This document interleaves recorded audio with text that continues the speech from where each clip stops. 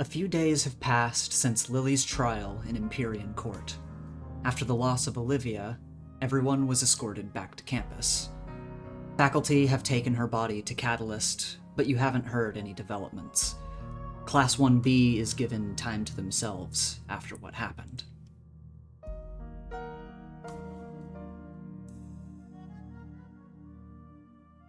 And we zoom in on Lily's dorm as Lily, it's quiet. You look down at your chest, the gaping chasm now gone, but a scar remains. Your powers are gone. The voices of the dead are gone. Olivia is gone. What's going through Lily's head right now? I mean, nothing good, you know? Mm-hmm. She's just kind of maybe dwelling in it. It's not been good. And as you are in your room, I imagine you've spent quite a lot of time by yourself. You suddenly hear a knock at the door.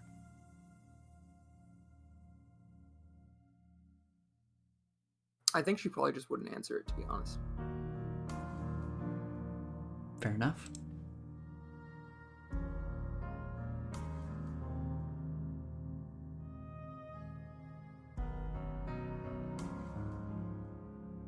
Sit there.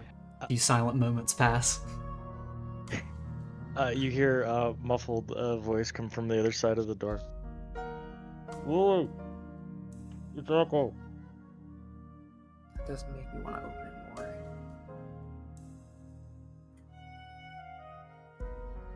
I open the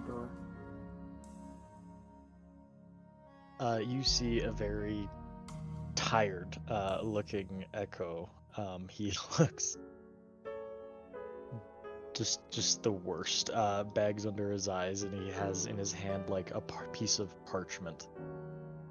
Like a map almost rolled up. And he just goes,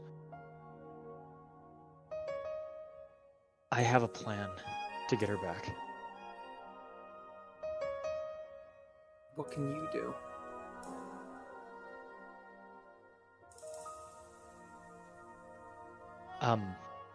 I can explain it, but I need you to promise me two things. I probably won't.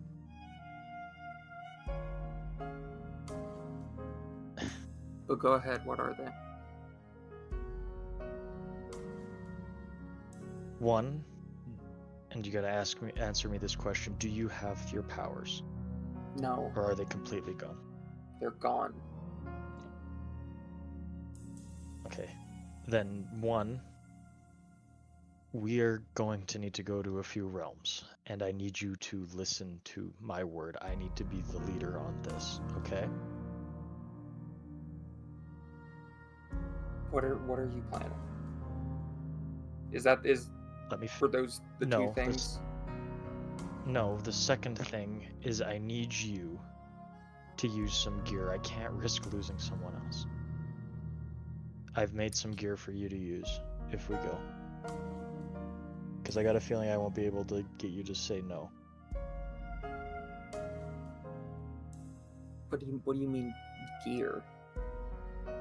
Well, he kind of like, you see him open a portal behind him and he reaches in and you see it's to his room, and he pulls out like a little like briefcase and he just kind of hands it to you. I'll open it and look at it at least.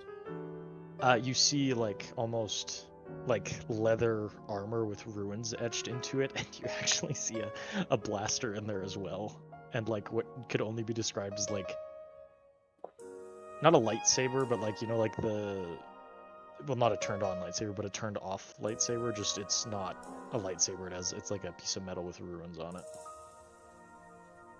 I don't know how to use any of this. Well, this is like a gun. You just point and shoot this, and he pulls out the. Actually, he going to close the case, and he looks at the security camera. And he kind of just pushes you in slightly, and kind of closes the door, and he just kind of puts the stuff on this. So, I'll tell you the plan quickly before we get everyone else. But there is, and he kind of puts, he kind of walks over and kind of scoots around you to your bed, and he kind of pulls out this map, and he lays it out. You know the Fire Realm? There was a desk right here. You know the Fire Realm? Yeah, I'm familiar with the Fire Realm. Okay, there's a forge there. I can use it to make a stone to Super Hell. The problem is, I don't know where the forge is. So I need to find an artifact in my home realm that can lead us there. And that's where this map is. I got a rough idea. I did a lot of digging around. But I just am worried if you come, something might happen because you don't have your powers. That's why I gave you this gear. Because I got a feeling I won't be able to convince you otherwise. I'll just wear my PE clothes. It's like padded or whatever. And what are you going to do if you get attacked by a monster? Avoid it. You can't. Listen, there's a lot of things there. Like a lot of things that could hurt you and eat you.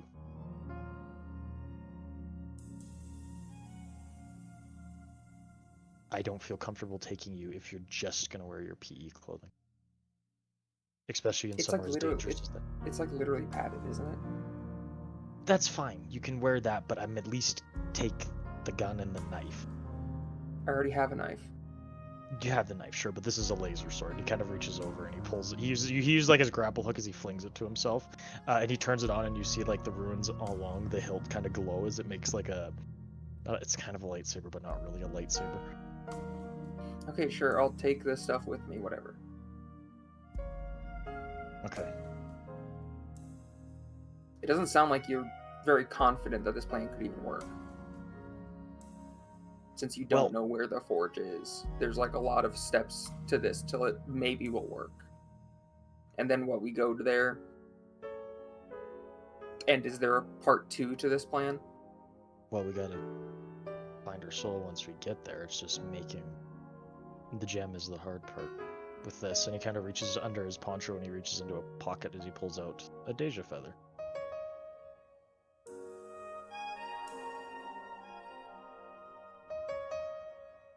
My Dey'ja gave you that? Yes.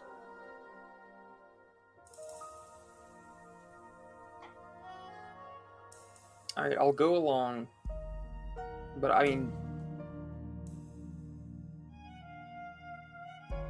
I'd have a plan if this doesn't work out. And what's your plan? I know how to contact them. I can just make a deal. No, I think that is a horrible idea. We just got you out of one. Yeah, I know. But she's dead. So I need to do something. Well, this is that something. This is the plan C, and he kind of taps the map.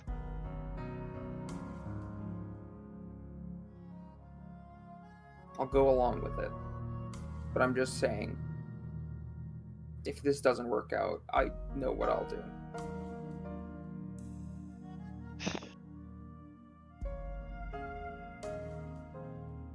It'd be worth it if it's for her. I am sorry this happened. I'm just... It's not your fault.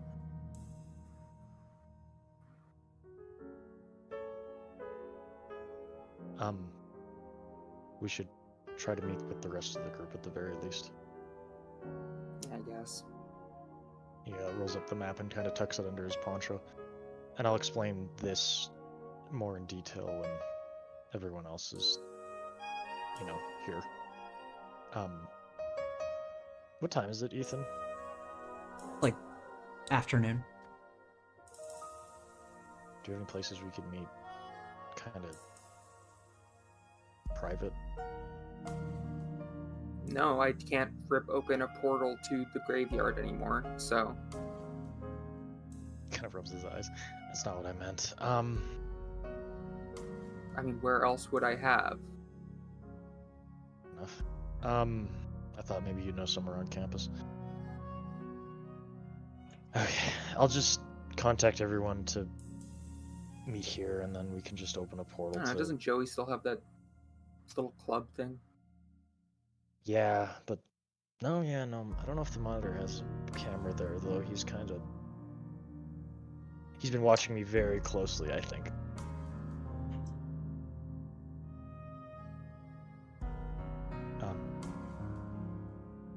Yeah, maybe just text Joey to meet us there.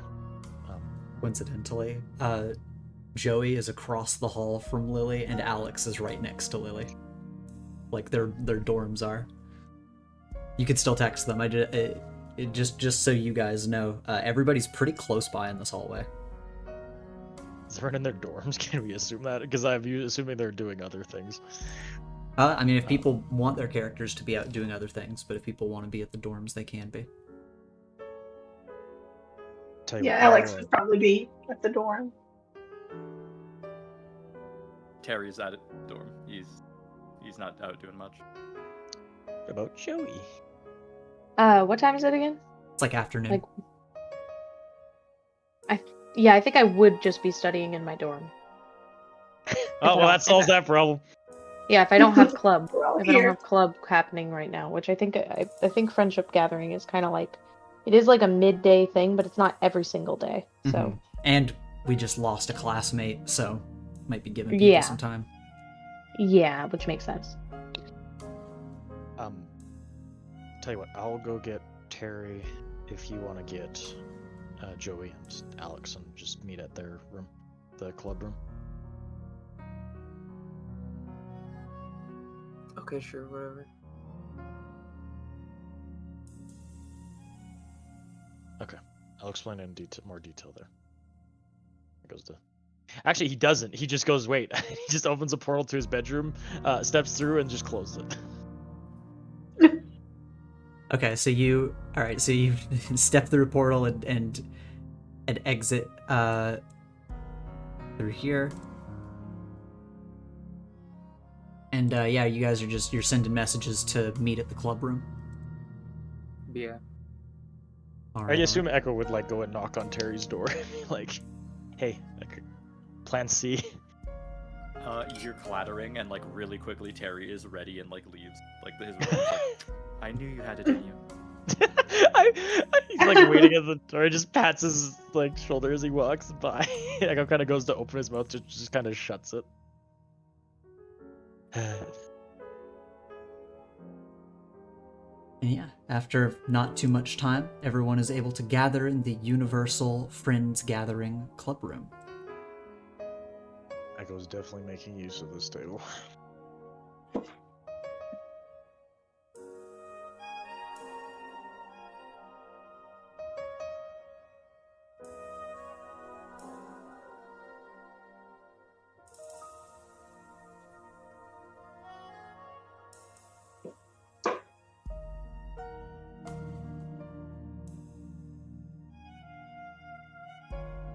Yeah, Echo, you see that everyone has arrived and taken their seats. Echo kind of is organizing some stuff as he kind of steps over and he walks over and goes, "Okay, everyone can tell you don't need to pierce the mask for this. He looks tired. he's kind of... It looks like he's been studying for a final for 2 weeks straight. He has bags under his eyes as he holds up what looks like a map. He kind of opens it up and gestures to it. So, my plan is to go to Super Hell to get Olivia back.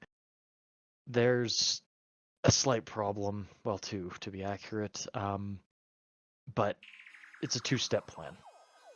Well, 3, if you want to get technical. 1 is in my home realm. The second is in the Fire realm.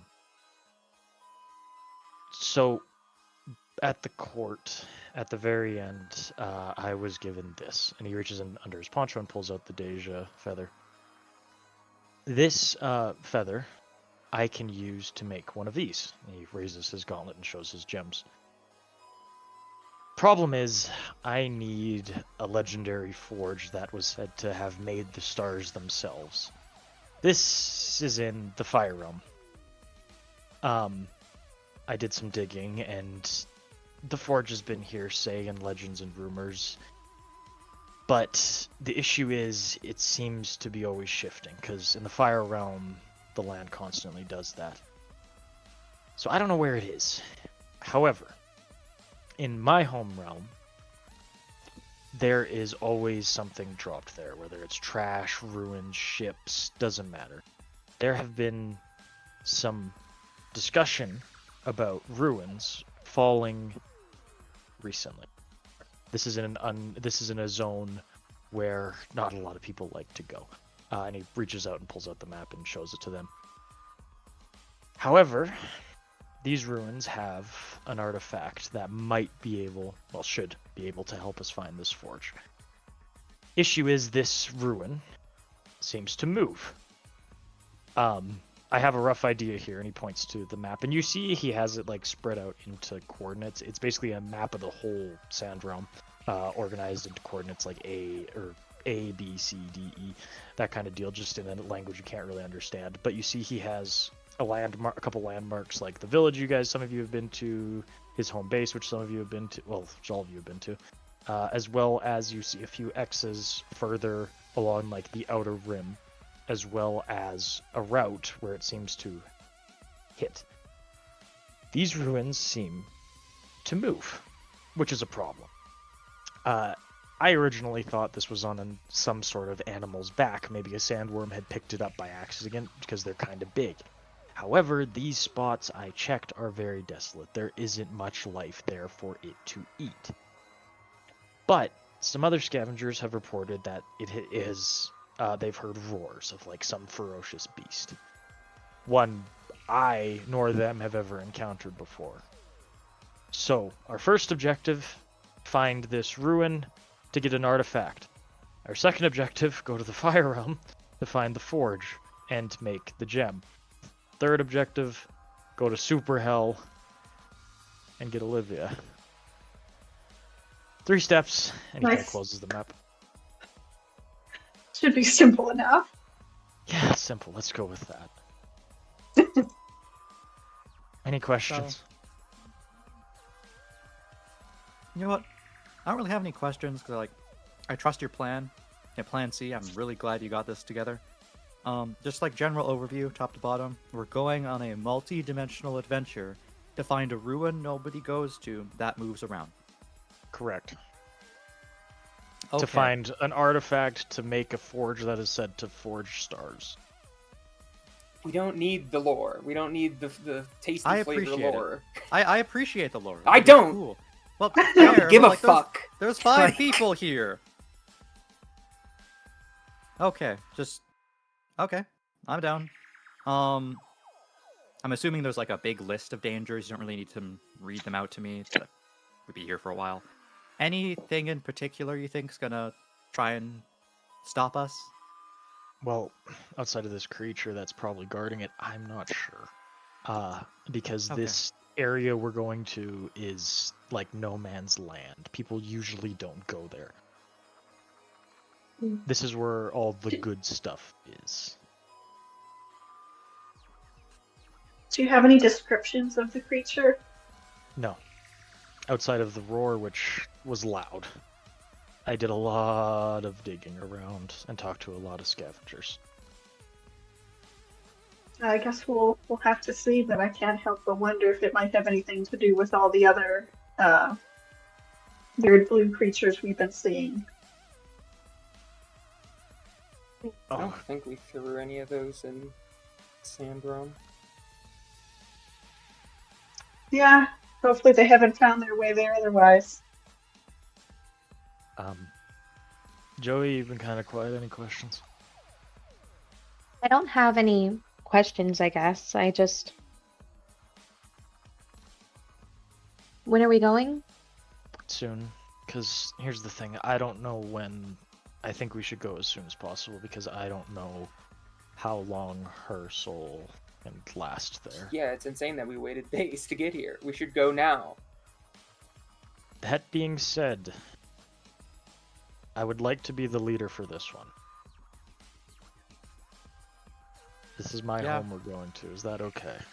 I am not going to push back on that. We're adventuring into places unknown to me, but slightly known to you. So I'll let you take the lead. Yeah, absolutely. You got it, Echo. This also brings back my second question, Joey. For both of the realms and possibly the third, I need you to be a vehicle for everyone else. Oh, well, yeah, sure. I can do that. The fire realm might be a little different than the sand realm, but I was gonna get skiffs for everybody, but I think you're more adaptable. Yeah, I can do that. Thanks. I appreciate that. And he gives her a smile.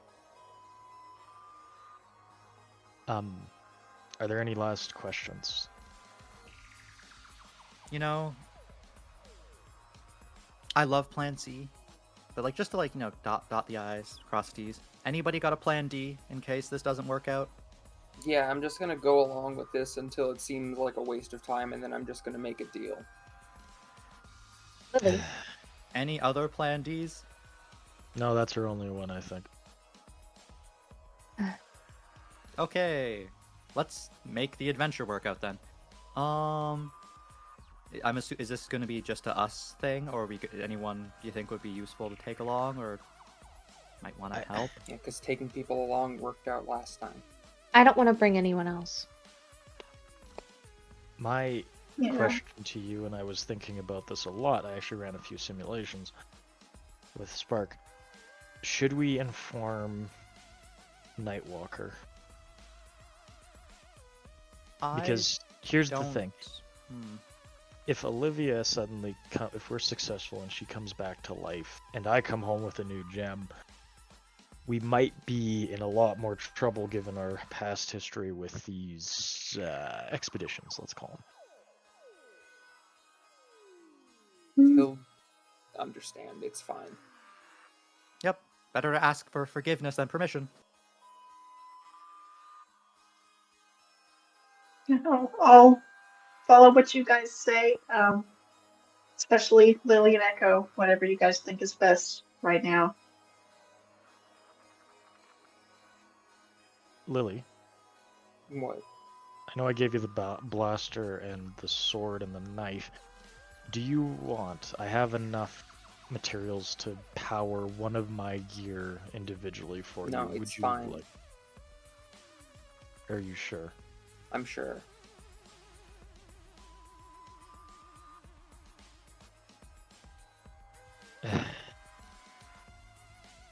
Okay. I won't push it. Do you want to say we leave in half hour so you guys can get some supplies and stuff? Whatever you need. Works for me.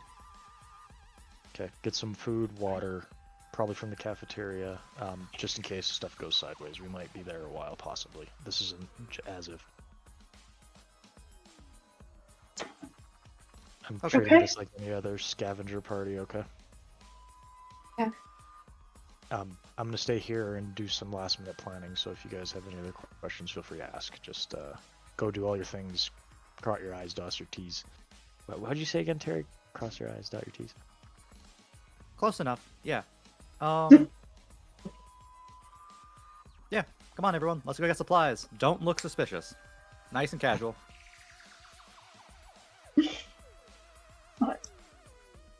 Casually walk out into the hallway. Nothing Terry to like see here. looks. He like Anything peeks his head except- out. He peeks his head and looks both ways, like he's crossing the road. Coast is clear, and then he goes. Okay. Yeah, Terry, Alex, you two head out to grab some supplies, to grab your grab costumes, anything that might be helpful in order to go on this adventure. And meanwhile, in the club room here, does anybody want to have a scene and talk to each other before we begin, or shall we jump ahead to the adventure?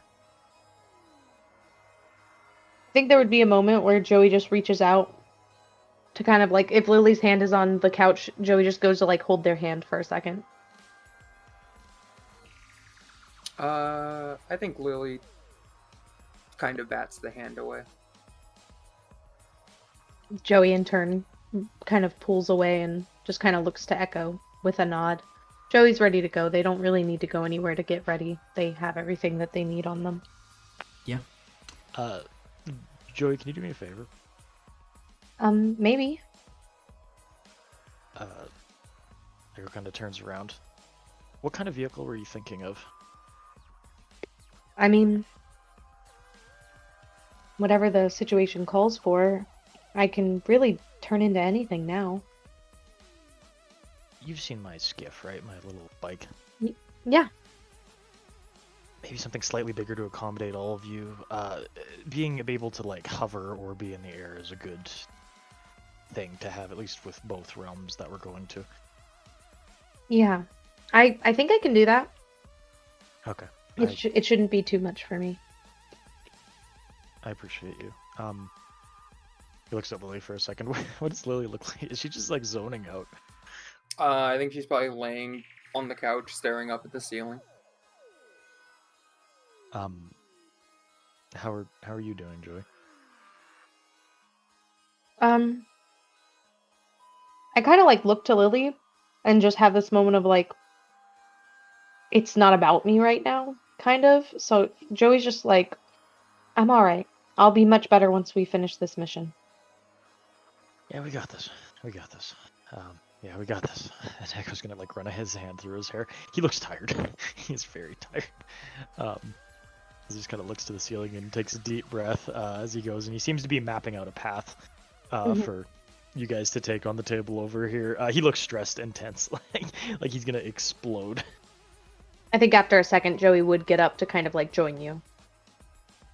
He'd be like sure, like the rough idea, like of the Yeah. She's gonna be the vehicle. He's like showing her a rough idea, and the hazards to like look out for along the way. Mm-hmm. Thanks for making this plan. It took a lot, but it's the right thing, right? And you know. Yeah. It's not something that I could have come up with. What do you mean? I don't know. It's kind of like a look back at Lily moment, and just as like, I think that I never considered death not being the end. Echo kind of reaches over and gives her like a half hug and a smile. We'll all get through this and we'll get her back, okay? Yeah, we can do it. I would like to roll to comfort and support Echo. Okie dokie, you can do that. And I get a +1 because I have influence. Oh boy. Oh boy. Ooh. Oh no! Did you mark that +1 already? I think I did. Well, I mean, Echo at least can hear you, but he's still very tired. Yeah. Can I roll to comfort and support Joey? Yeah, sure. See, either we're doing the thing. We're fucking doing it. Yeah, we're fucking doing the thing, alright. I love the idea, like both of us just have our arms like on each other's shoulders, and neither of us feel much better. You know what I mean? Yeah, Like it makes sense. This is a situation where you're both trying to kind of support each other, and you both, you know the team is in it together, but, you're tired, someone's dead. It's very hard to feel better in this situation, despite being there for each other. It's a very human moment you two share. Yeah. All right, let's wait for Alex and Terry to get back, and then we'll go over it one more time and then get going. Mm-hmm. All right. Well, with that, just a little bit of time passes. You debrief the team one more time, and as we all reconvene back in the club room, double take to make sure nobody sees you. You disappear into a portal and go to Magea.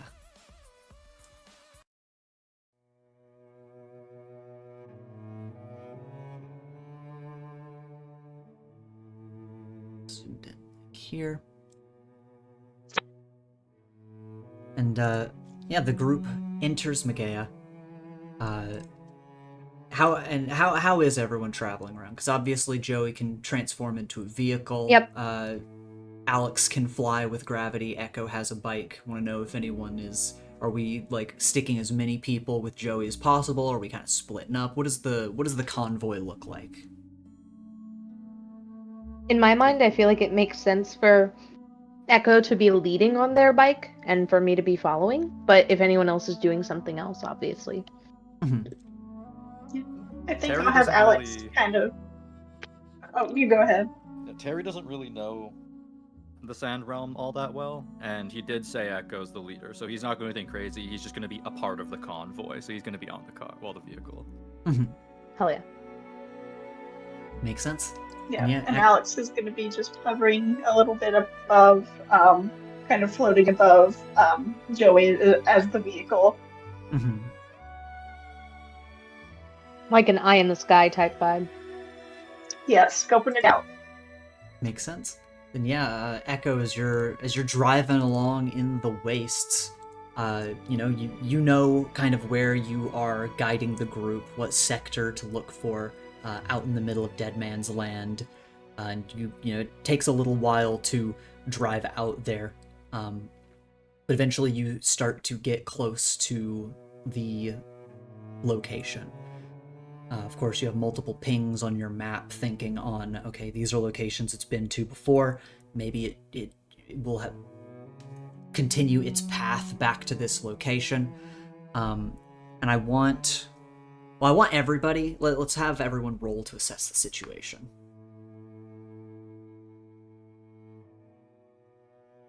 All right.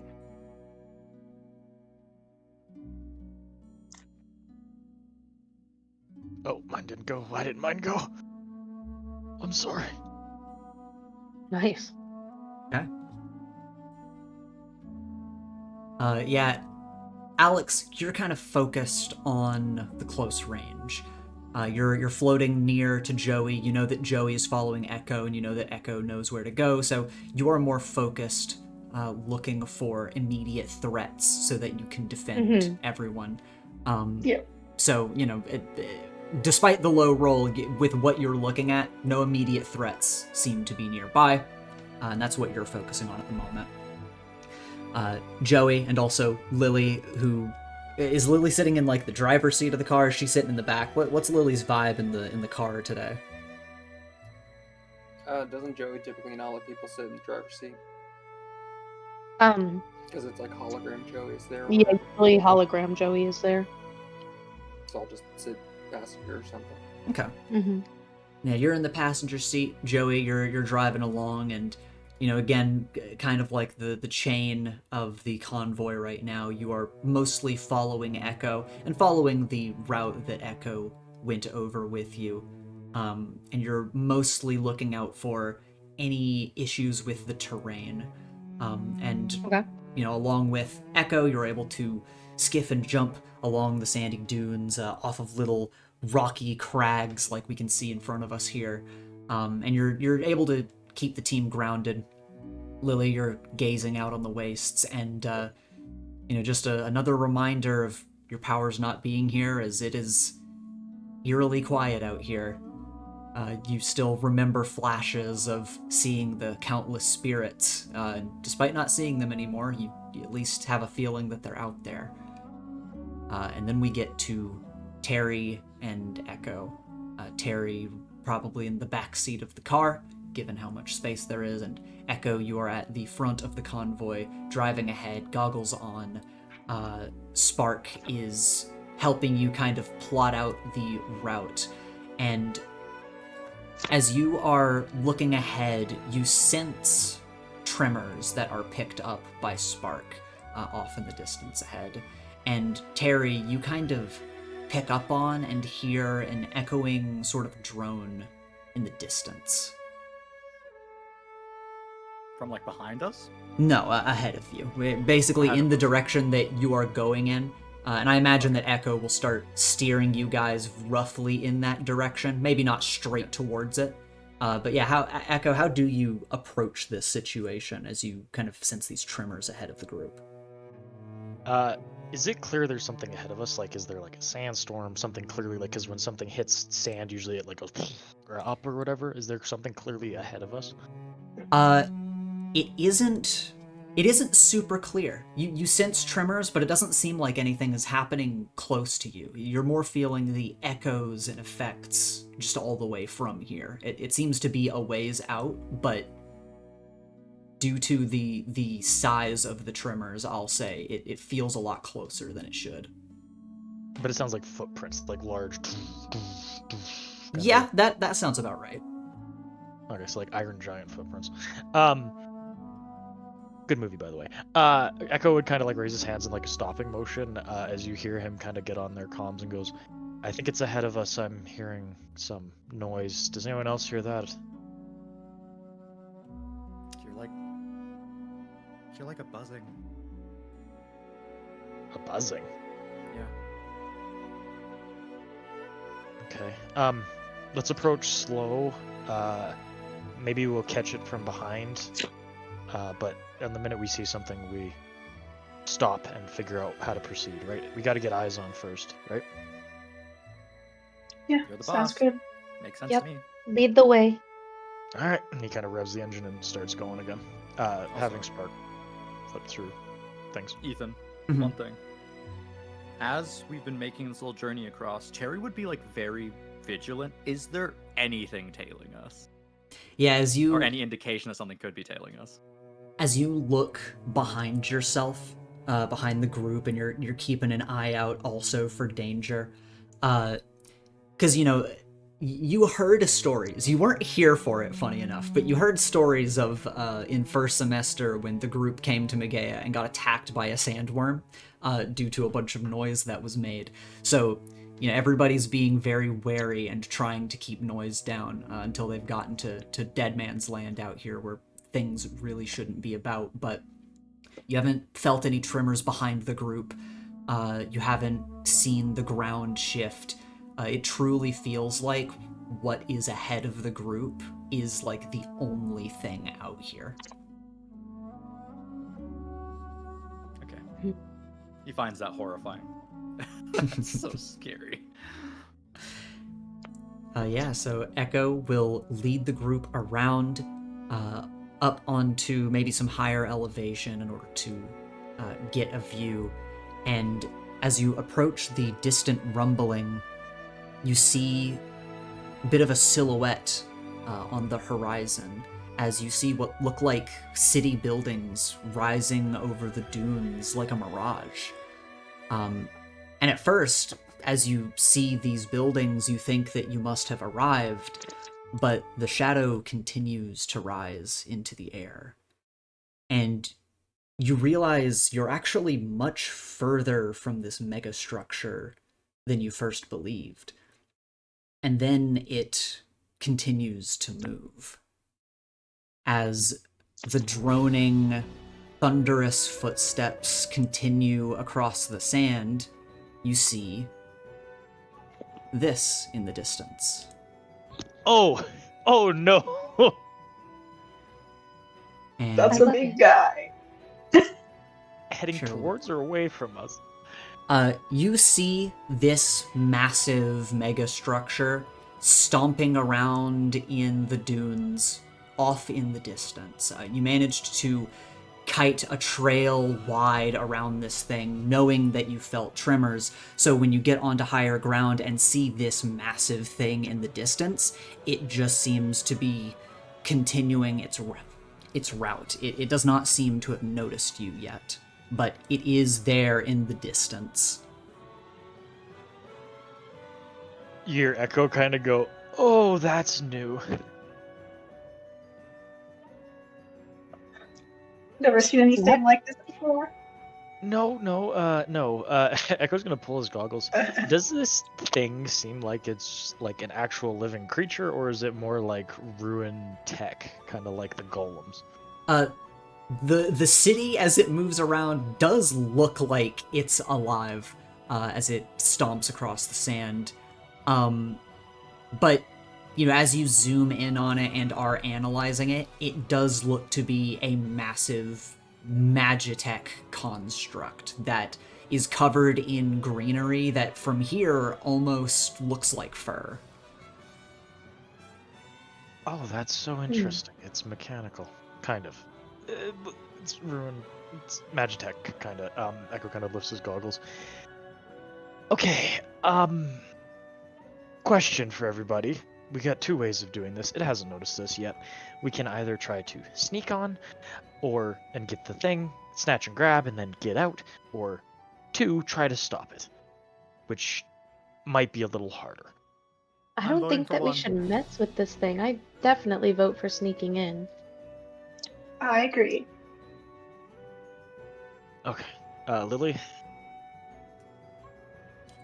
Yeah, I don't think we're going to kill this thing. I didn't say Nor do kill. I want to. I said stop. As in, I watched a movie recently.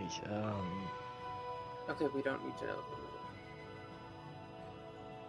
I was gonna think tie its legs. Anyways, all right, let's try. We'll cut a large path around it and then try to sneak on its back. Okay. Okay. All right. And he revs his engine and gets going to go give it a large berth and kind of go around behind it. Okay. Yeah, you take a wide radius around it. And as you do, Echo, I want you to roll to assess the situation first. Okay. Actually, Ethan, should we do team right now? That's true. Yeah, you know what? Let's do team first, and then yeah, we'll get into these moves. Just in case, this is a safety net for me.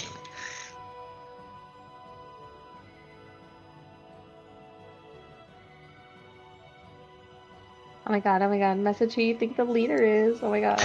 I'm like, oh my god, it's totally Joey, right?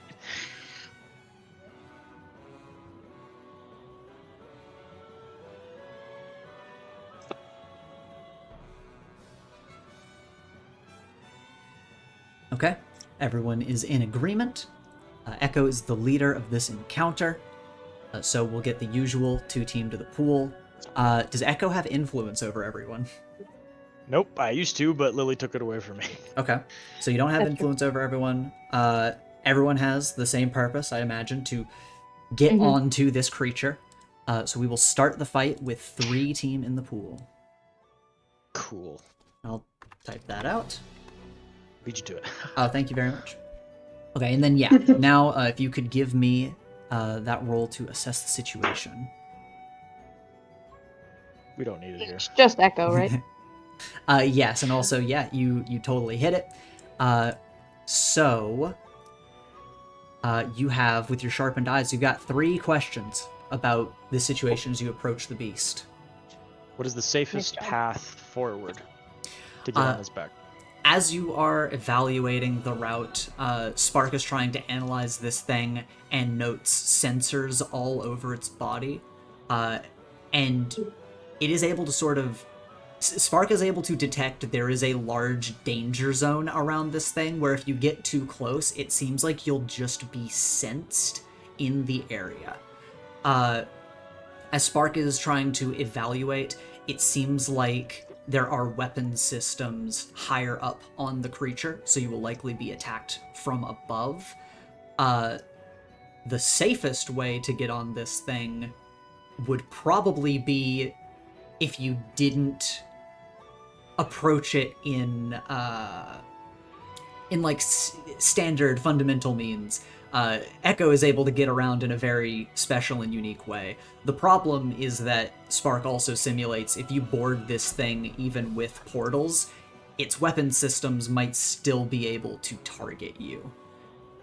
And you have no necessary guarantee that you'll reach a height level in another realm to stay on the back of this thing the whole time in another dimension.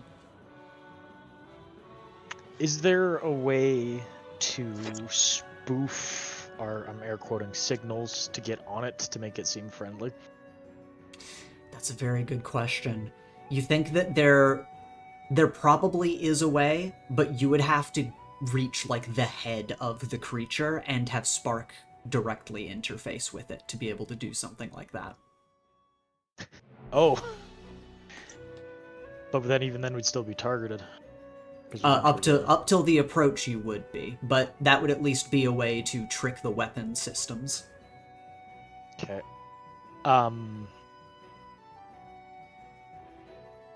What kind of weapon systems is it? You are looking at it, and it seems to be running on kind of magical energy that it seems like it's going to just fire at you in its pure and concentrated form.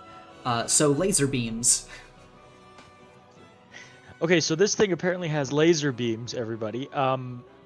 It has a radius around it, apparently, that can sense us. So my thought is, if I go around and have Spark interface with it, I might be able to at least get the laser beams off of us. Does that sound like a plan? That's my plan, so we don't get shot. I like the concept of not getting lasered, but how are we going to get from like here to there without one of us being lasered? Do you want us to like draw a fire until that happens? Do you want Alex to throw you? Are you going to portal in? I am going to try to portal in near its head, have Spark interface with it. Once I give you the green light, I want you guys to get on its back. Okay. Because I can at Okay. least Can bond I and weave help through you out foot. at all? I mean, if you want to come with me, sure. You can ride on my bike, just in case if, things get dire. Yeah, just in case. Joey, are you good waiting here for a bit? I can wait for a second. Just whenever you give me the green light, I'll take off. Cool. Awesome. All right, let's do that then. I'll be here. Good luck. Keep an eye out for scavs, Terry, just in case. There are a few out 100%. here. Awesome. Do you want a gun? I'll never say no to that. Echo reaches onto his bike and throws Terry like a plasma gun, like a rifle. This is awesome. Thank you. I'm wanting that back after. Yeah. Got it. Echo Terry's gives him just like looking at it like in awe, like how he's very childlike actually with how he's looking at this thing. Yeah, I'm sorry, I gave Terry a gun. It's your job to get it back from him. Yes, sir. Thanks, God. Echo revs the engine as Alex, I assume, jumps on. Yep. And he's going to head to the head by jumping in and out of portals. All right. Then roll to... Let's see, you roll to unleash your powers. Cool, but I'm on my Kirby craft. You that are on means your I roll bike. some- let me see. We actually call it the Kirby craft. I just like calling it because that's how Ethan knows it. That's the move name, yeah. The Kirby craft. Use superior. Yeah, when you directly engage a threat, unleash your powers, you can use superior. Oh, I need to ride this bike more often. Yeah, the bike is very good. Oh, hell yeah. Hey, Okay. Alex, you want to help me? So that's a full hit, so we can at least get there. Well, Alex can give you 1 Yeah, point to can make I- it a 9. No, take 2. Yeah. Oh shit. Oh, actually no, because I have. Oh no, it's when I give it. Never mind. Mm-hmm. But on a 7 to 9, you can either Mhm. mark a condition, or I can tell you how it's unstable or temporary.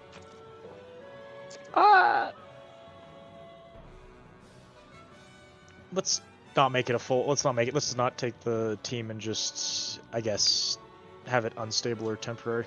Okay.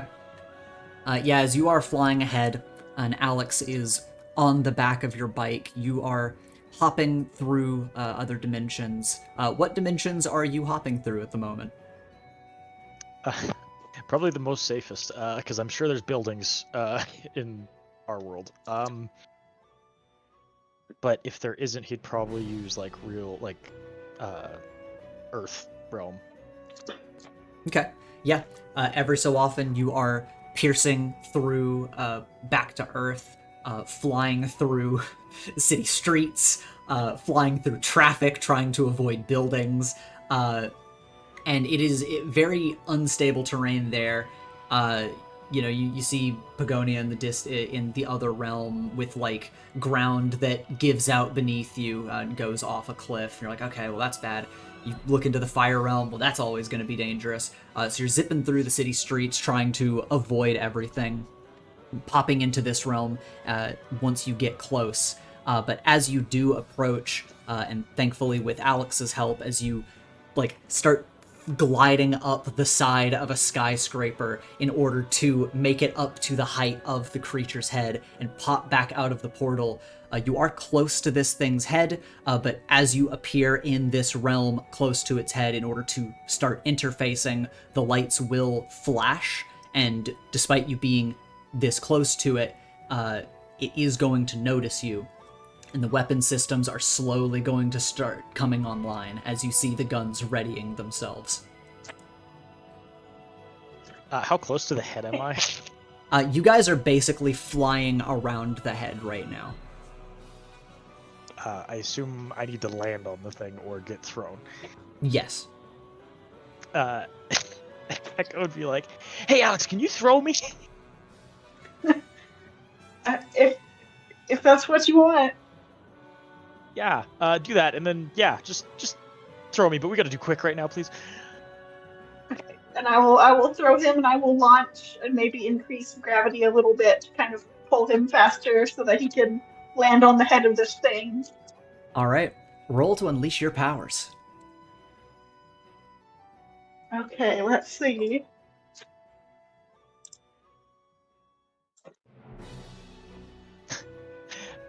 Hey, Ethan, can I use a team to give her +2? You can. Thankfully, you can give +2 with that, so you can do that if you want to make that. Yay! Grappling hook, assist in taking me over. Yeah. Hey, you know what? That's pretty good. Perfect. Yeah, Alex, you are able to concentrate gravity in order to slingshot Echo towards the head of this creature, and Echo, as you feel like you are flying in very quickly, like you might actually crash into this thing, you whip out your grappling hook, launch it towards the head of the creature, and swing around under its jaw before soaring up and landing on its head. So you are able to land safely, but the weapon systems are going to glow and begin to shoot beams of light into the sky. What is Echo going to do on the ground here? How do you want to interface with this thing? Well, firstly, is it shooting at Alex? As the beams fly into the sky, roll to assess the situation, actually. This is a good time to have Spark evaluate this. Because if so, I am going to focus on getting Alex safe first.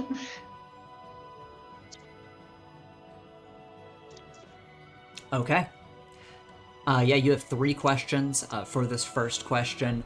It seems like as the beams fly into the air, Spark is going to analyze their trajectory and note that the trajectory starts to change mid-air, and Spark simulates that the beams are coming towards both of you as they are able to change direction. So you're both being targeted because you are close. Because Echo can control his bike with his mind because they're on his goggles with ruins. What is the quickest way to get Alex out of danger? The quickest way to get Alex out of danger would be to, I guess, open a portal and knock her into another dimension, because then she's not here anymore. Okay, and then how quick are these coming at him? They're pretty fast. They're laser beams. Okay, that can change direction. Fantastic. Okay, Echo's going to firstly open a portal for Alex and kind of have the bike fly through to Earth. All right. And Alex, do you want to just ride the bike and go through the portal? Yeah, I'll give him a thumbs up as I go through the portal. I'm okay. He explains that he's like, yeah, no, I'm getting you out of danger. Go. I'll bring you back shortly. Yeah, you move Alex on back of the bike through the portal. She's now hovering just above a skyscraper. But as she disappears through the portal, you are alone up here as the beams are flying down towards you. And you're going to have a chance to interface in a second, but you had to make a split-second decision to send Alex away, so I want you to roll to take a powerful blow to see if you're getting hit by these things. Oh, this will be great, right?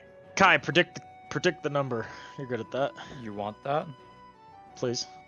5. That's an 8. One from the lower list. I will.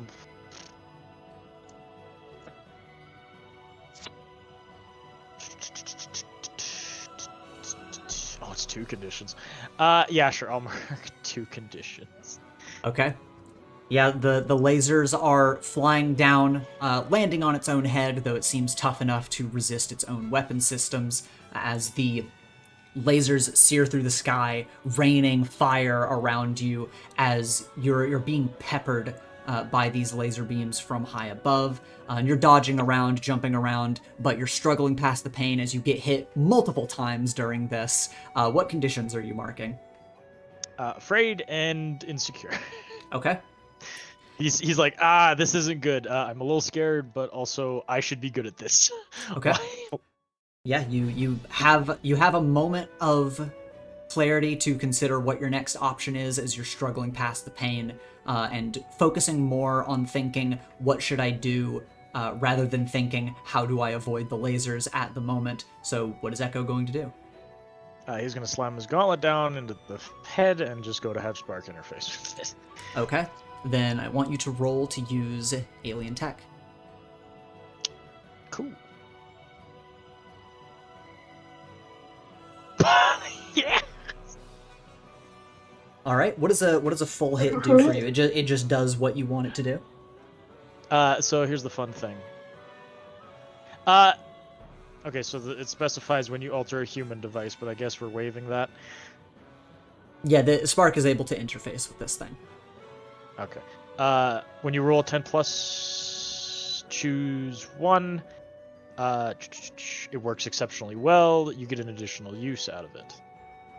But basically, on a hit, you create a device that can do something impossible once, then fizzle. So on a 10 plus, it either works exceptionally well or I get an additional use out of it. So I guess I'll take it. It works exceptionally well. Okay.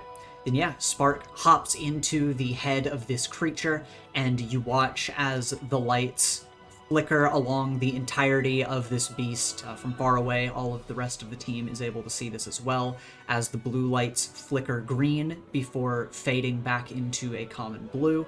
An Echo, as you are evaluating Spark within the head of this creature, Spark not only goes in to mask your signatures as if you're not there, but actually almost seems to add you to the registry.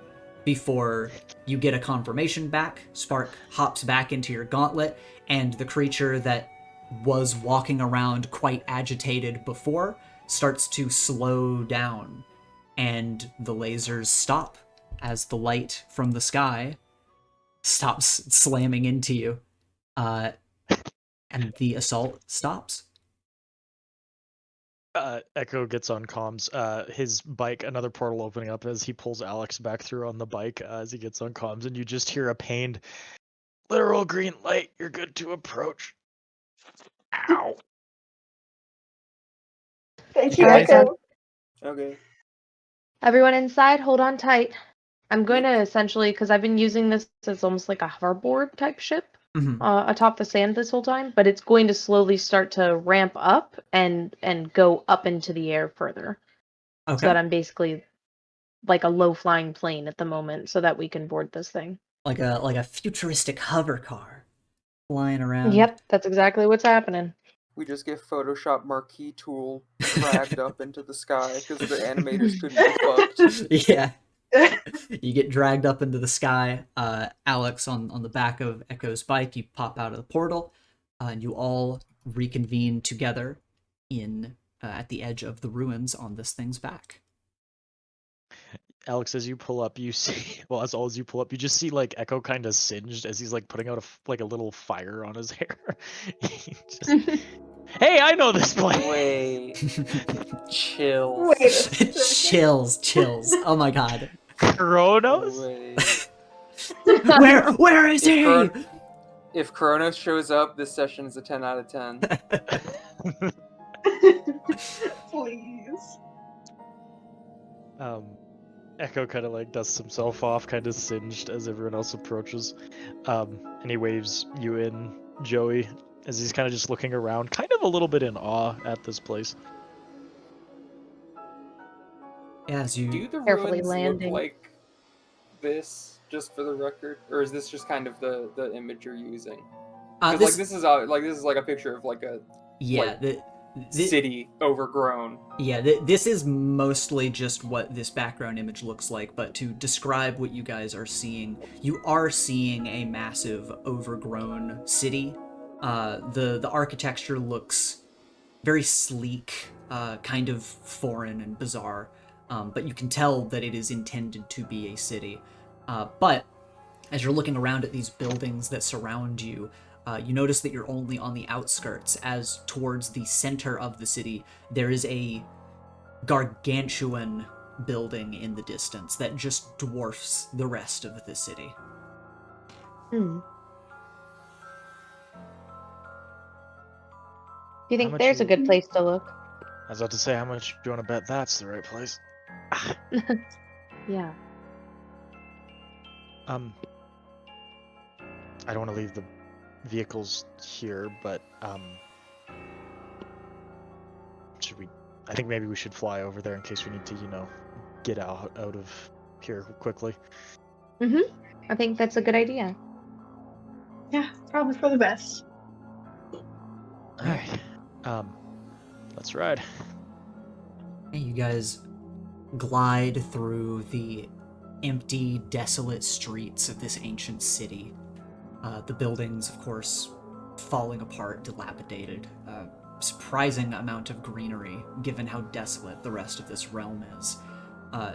Echo, when you first left Megea and came to Earth, just because of how young you were when you first entered Megea, it was all you knew. Deserts, rocks, sand. But when you came to Earth, the greenery was shocking. It was unfamiliar. So seeing greenery in this place in your home realm, what's going through Echo's head here? He's just gobsmacked about it. He's like, wow, this is kind of weird. Because, this is like a huge find if other scavengers kind of got to it, and he's kind of patting himself on the back like, I got here first. But he's definitely gonna talk to the other scavengers about it when he gets back home, and maybe they can find something, get something out of it later, possibly. That's true. You've made a very big discovery, and actually looking around at this place, I mean, you are aware of camps and huts made of scrap that people live in, but this is a titanic megastructure.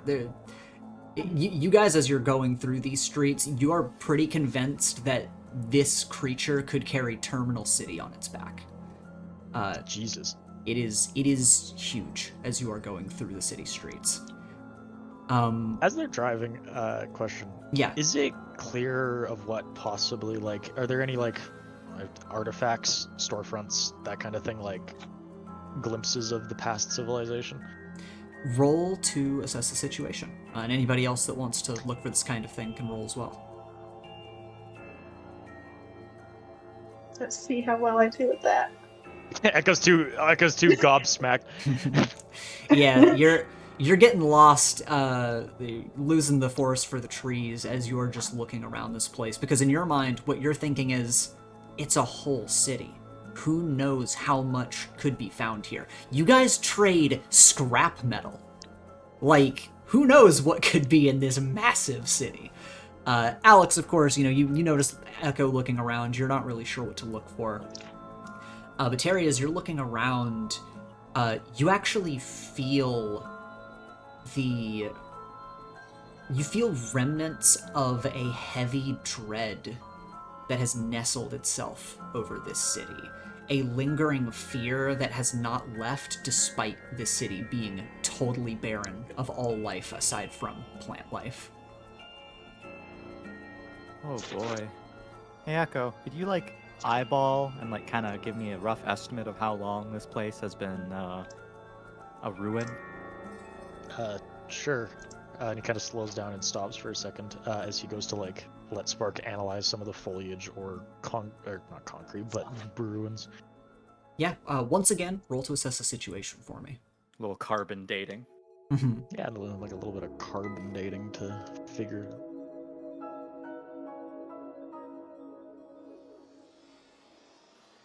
Okay. With your sharpened eyes, you have 3 questions of what you can evaluate to try to find your answer. How old is this? Uh, this structure and the architecture here are unlike anything you have ever seen. And given the kind of vibes you got from the Junkers when you were questioning about, like, you know, the ruins and the fact that there are ruins at all kind of speaks to, well, there must have been a civilization here at one point. But nobody knows what they were like because all everyone knows of Megea is the wasteland. So, impossibly old. Definitely before the current era. Was it an advanced civilization? Like, and if yes, this is kind of not a follow-up question, but more like kind of tacking onto that. How advanced? This civilization, to be able to create something like this, like the creature that you just interfaced with to get on board, speaks to an insane high level of civilization. The technological advancements here, which, of course, you can only gather so much intel based on looking at these ruins and gliding through the streets, but seeing this creature that is automated, of this size, that has weapon systems that can sense such a range out, seems incredibly advanced. And I'll give you a bonus off of that as you're looking around at this greenery, because you wonder to yourself, how is this greenery even being sustained? It doesn't rain in Megea. Green life or plant life doesn't survive anywhere else. And it almost seems like it's sapping life directly from the construct. Like sapping it from the magical energy that courses through this massive creature. Which is, Okay, once third again, question. another crazy Magitech advancement. Third question. And this is kind of morbid, but are there any bodies? There are no Corpses? bodies. There are no bodies. There are no signs that people were here, aside from the fact that this place exists. Echo would relay all this to Terry. And I assume the rest of the group. Yes. Just... There's a certain form of dread that's just lingered here, and I'm not sure if dread decays over time, but it's probably been a while, so it must have something pretty awful must have happened here.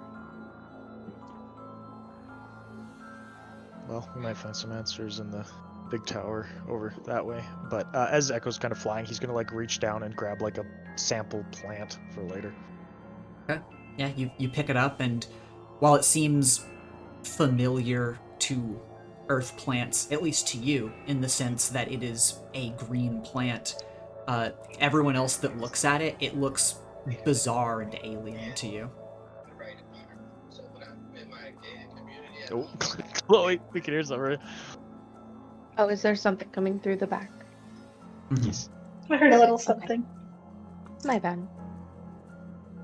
I was just gonna say that Joey kind of takes a moment looking it over and is like, as creepy as it all is, it sure is beautiful. Yeah. Yeah. Kind of makes you wonder what happened here, though. Oh, definitely. Well, we might find some answers further. Echo kind of looks back as he's driving. Very briefly, he knows better than to take his eyes off the road. How's Lily doing? I'm just in the passenger seat. She looks like she's zoning out.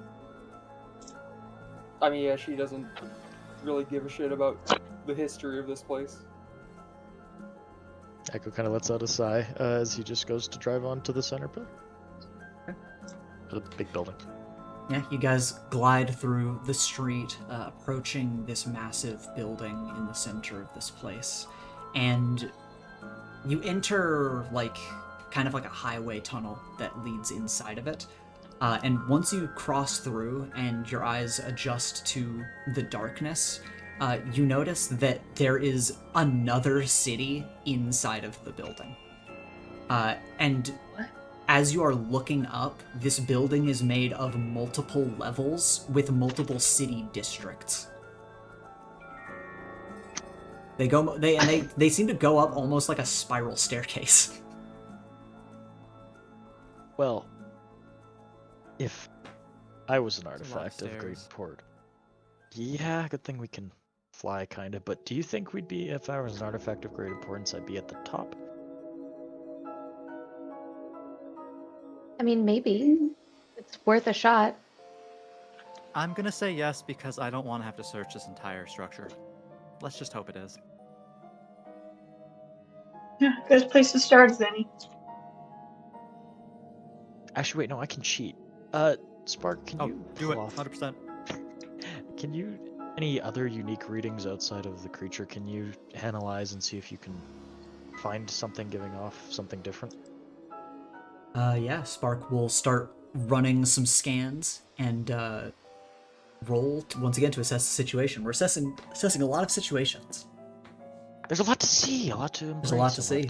A lot to see. A lot to see. No Chronos, though. Huh?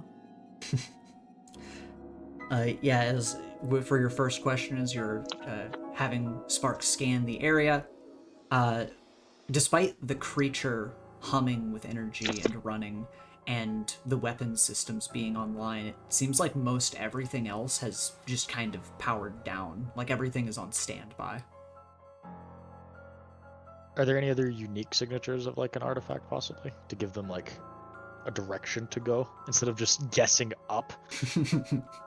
As you are looking around and kind of trying to scan for energy, the highest energy spikes you see are coming from the sides of the creature and from the top of the creature. Go figure. Is there any, and this is just Echo looking around and me being curious, is there any semblance of a language? Well, Like right. signs. Yeah, you're going through city streets and going by these buildings. You do see runes on various signs, billboards, just on the sides of buildings carved into the material that you have to assume is a language that you just cannot read. Can Spark read it, though? Very interesting that you ask that, as Spark scans through your goggles and immediately begins translating. And you start to notice as Spark is translating, there's nothing special to note about what Spark is reading out here, because it's like the name of a general store roughly translated to the language of English, Earth / Megea. But you're getting translations and you're like, okay, so this is a language, but you watch as Spark cross-references it, and it seems like the language is not just made up of runes that are a foreign alphabet. It seems like it is literally made up of magical runes. Like the runes that you scribe onto devices make up the language of this place. Oh. That's interesting. Echo kind of leans back in his bike a little bit. So these ruins here, and he kind of points, they're a lot like the ones I carved. They're not just a language, but also a way of sending energy around. Okay. So this whole giant creature is powered by magic? Yeah. What a find. Yeah, it was like shooting magic lasers or whatever. I'm surprised you haven't come across this before. Well, this is Dead Man's Land, right? Not many scavengers have been here. Spark, can you give Joey the decoder for this language just in case? Spark gives a little salute and goes to hop over to you, Joey, as it begins to upload this language to you, and as it kind of like light washes over your eyes, you are now able to auto-translate and read the runes that you see. Oh wow, hell yeah. That's an Uh, awesome upgrade.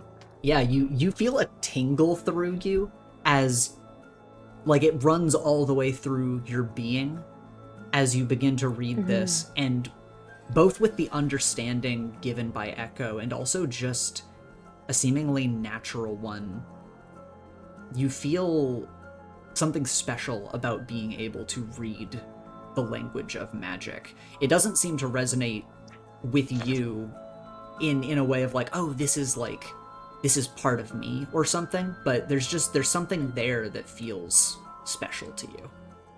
It feels right, yeah. Wow. Thank you, Echo. Yeah, of course. Just in case, he kind of gives you a little smile and a wink as he revs his engine. Something's going on up top. We were right. Let's keep moving then. You got it. I also kind of like rev the engine in a way and keep pace with Echo. Okay. Then for our people that are driving, Echo, Alex, and Joey, I want all of you to roll to unleash your powers. I want to see how fast everybody is. Just in this moment. Oh my you god. know? Oh boy. Is this a test? I'm getting flashbacks to when we crashed, Alex. When we had our little race. Oh, thank you. Oh. Oh god. Okay. Echo and Alex, as you guys move kind of along the central pillar, moving upwards through this city. Not really a pillar, almost like a lack of one. There's some empty space you're able to use to move higher and higher without having to phase through the floor. But you're moving higher and higher. You both are moving at pretty comparable speeds. Joey, you are able to kind of pick up the pace, especially through flight. And seemingly, Echo and Alex are both apprehensive to go too fast for reasons you're not totally aware of. But you're able to go fast, but safely, as you're like driving up and carrying people. And yeah, as you fly up, I mean, first of all, Echo, Alex, what are your thoughts on this as I make you do this, and you see, all of you are definitely comparable in speed, at least in this moment. Alex, you can go way faster, but you know what happens if you do that. Yeah, relieved not to be crashing into one of these skyscrapers. Yeah. But you all continue moving higher and higher, rising as you are almost flying up through the floor of city after city after city, and it takes a little while, almost like a self-contained elevator that you guys have to make for yourselves before you eventually reach the upper stratosphere of this city.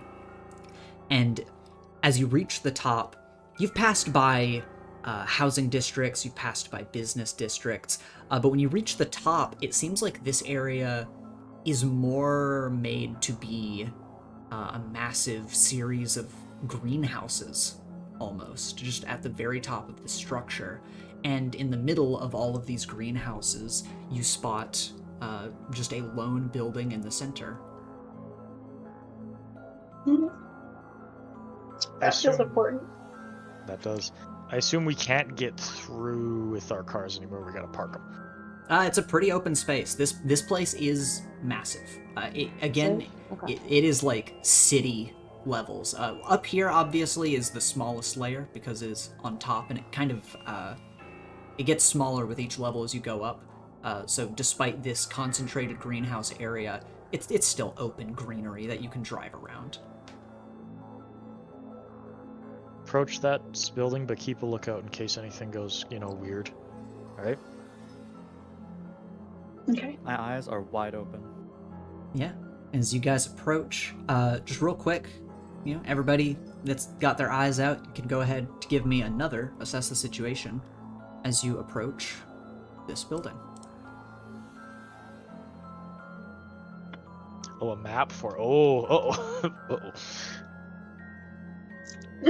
I can't see anything.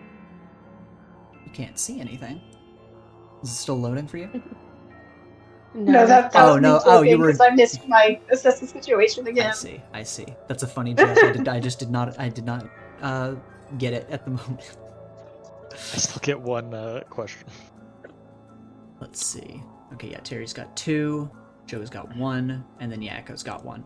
So we'll just go down the list. Terry, we'll start with you as you're looking around. What are you looking out for? What is on Terry's mind here?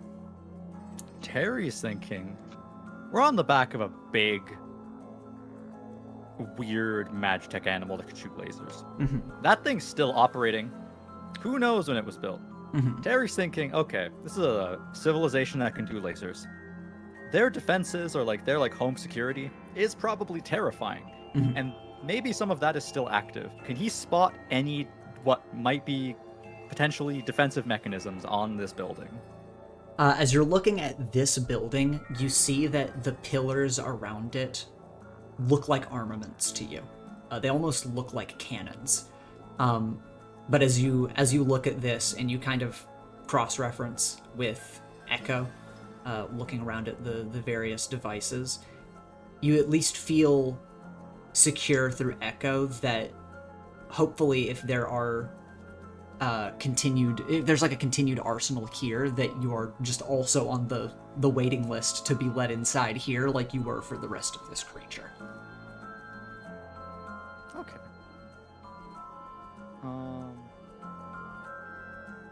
Second question is going to be a little bit like, Terry doesn't believe that they're the first group to be here. Mhm. This is too, I don't want to say this massive titan running around is pretty big. Just looking around this area, can Terry pick out any traces of someone else being here, footprints, scuffed grass, something that doesn't belong? Yeah, you're looking around this area and it looks severely untouched.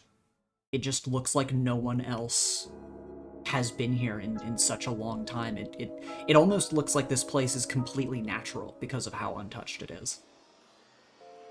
Okay. Terry is tentatively making sure that he always stays behind Echo. Even if Echo pace of movement changes, Terry slows down that much just to make sure he doesn't accidentally walk ahead of the group. Making sure you stick behind. Yeah. Echo, what is your question? This is a player question first. So this building in front of us, the structure, Mhm. is this the roof or is it like a platform? Yeah, this is a roof. What you guys are looking at right now, it almost looks like a shrine surrounded by these large pillars with a domed roof on top. Walls decorated with moss. Okay, so this is a roof we're looking at. This isn't like a platform. So, Yes, this is the roof. What do the doors look like? As you are looking ahead, the doors, or where you assume doors should be, is just like a plate of black metal. There's no handle, there aren't any holes in it, it is just a black handle at the top of stairs that is just embedded into the wall. Okay. I guess I'm gonna look for traps. Let's do the classic D&D thing. Yeah, you're looking Probably around. a good idea. You're looking around, and you are able to cross-reference with Terry, who was also looking for traps that the pillars that are around this place read to you like cannons. And as you're looking at the door's kind of scanning it, Spark's able to pick up that there is an authentication system, but Spark sends you back the green light because it seems like it is connected to the system of this place that you had Spark jump into initially. It seems like... Exceptionally well. Yeah, Spark is scanning it and is like, you should be on the list now. Cool. And, Joey, what question do you have as you're looking around?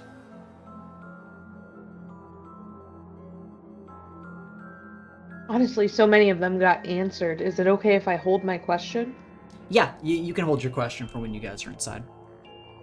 Because those were my main questions were kind of answered with their superior roles, so I can't think of one right on the dot. That's fine. with that, Echo is going to tentatively go up and go to touch the door. Okay. Alex is going to be like right behind him and off to the side, like ready to swing if something pops out. Mm-hmm. Yeah, you walk up, you place your hand on the plate of black metal, and nothing happens. It almost seems to ripple under your touch, but it doesn't respond to you. He then goes to open it. How do you want to try to open it? Is this a push-pull type deal? Yeah, you're trying to push it, you're trying to pull it. It is a flat plane of black metal, and it's just not reacting to you. Can't you Oh. just make a portal and go in? Yeah, I just thought this would work. Then All right. as you're like, okay, I guess I'll just make a portal. Spark hops out of your gauntlet without you telling Spark to, and jumps into the door, and the door just seems to melt into the floor. And Spark jumps back to you. Spark Luigi moded you.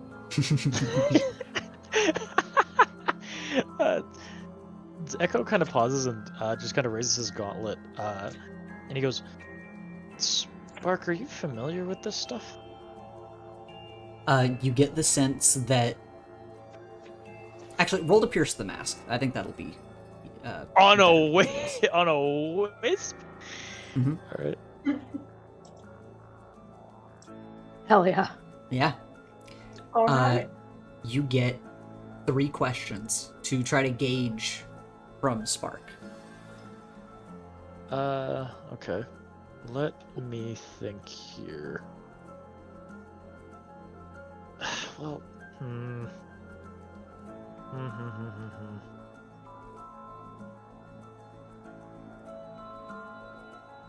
Ask 3. What are you? I guess. What are you really planning? Like, not like is the sense of does Spark have an ulterior motive, but like familiarity, I guess. You want to know if Spark's familiar. Yes. To Spark, this is just as foreign to Spark as it is to you, and yet Spark just knows how to work these devices. Even at the head of the creature, it felt very natural for Spark to jump inside, almost like Spark didn't have to fight it, like Spark normally has to, jumping into devices or other creatures. Is Spark just as curious about it? Spark is exceptionally curious. This is the first time that you have felt Spark urging you on without you needing to do so. Like, Spark jumping out and going into the door is Spark, like, kind of testing the waters on his own. Okay. Let's not give Spark access to the turrets. Echo kind of nods, answering pretty much his question. He is going to then walk forward. Okay. You all step inside to see this room ahead of you. As inside the shrine, the walls are coated with more of these ancient runes and occasional round nodes in the wall. And for you guys that are able to read or translate it, as you're looking around, it, even to your eyes, almost looks like random letters of the alphabet have just been scattered across the walls, or almost like they're trying to describe pictures, but like it's all jumbled and messed up. And in the center of the room, you do now see a platform, and suspended in the air above it is... you can almost call it a device. It is an odd series of deconstructed discs that are just suspended in the air.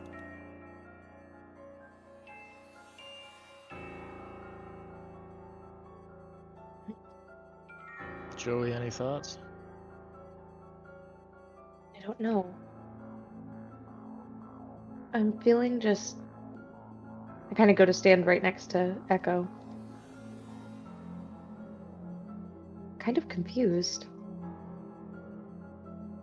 Why is that? Because this is empty right here, you're saying. Yeah, the platform itself, there's nothing on it, but floating above it Yeah. are a series of deconstructed discs floating just midair above it. Oh, they're like discs. Okay. Mhm. How big are they? Like a shot put disc? That was what I was just about to ask. Yeah, Is it like a plate, or are they huge? I think like plate shot put disc, that kind of size range feels right. Have I ever seen anything like this before?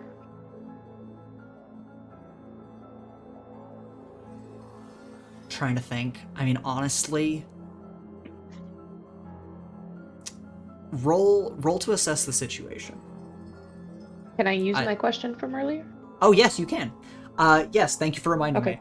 me. Yeah, you're looking Yeah, at you're this, good. and you don't think you have seen anything specifically like this before, but it almost reads to you like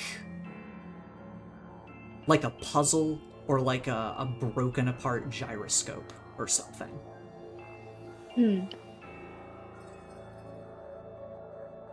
And these... Now I will roll to assess the situation, actually.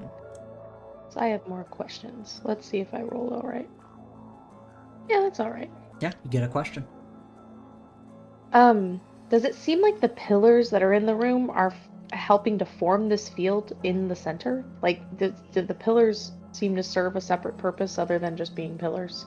Yeah, it does seem that what you're able to feel in the air are almost like electromagnetic waves that are holding this thing suspended in air in the middle. Okay.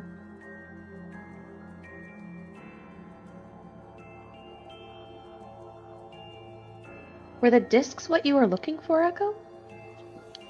Again, it was vague about they said artifact. The scavengers are always vague. It drives me crazy. Alex, Yeah. I'm just trying to think if we should mess with the gravity of those things. How high are they, Ethan? They're at varying heights, but all within arm's reach. Is Spark warning Echo not to touch these things? No. Spark is curious about this thing in the center of the room. Well, nothing ventured. Echo's gonna go and just reach up to touch one. Yeah. You touch it. Nothing happens. Can he hold it? Do you mean like try to take it out of the air and pull it to you? Yeah. As you try to pull it, it seems to be stuck in place. Oh, that's annoying.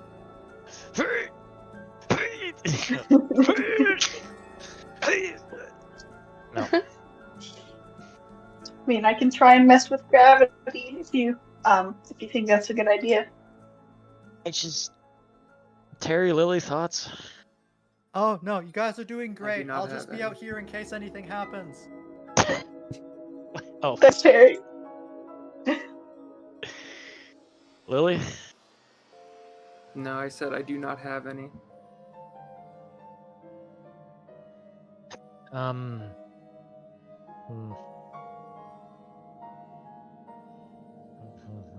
Yeah, try messing with the gravity a little. See what happens.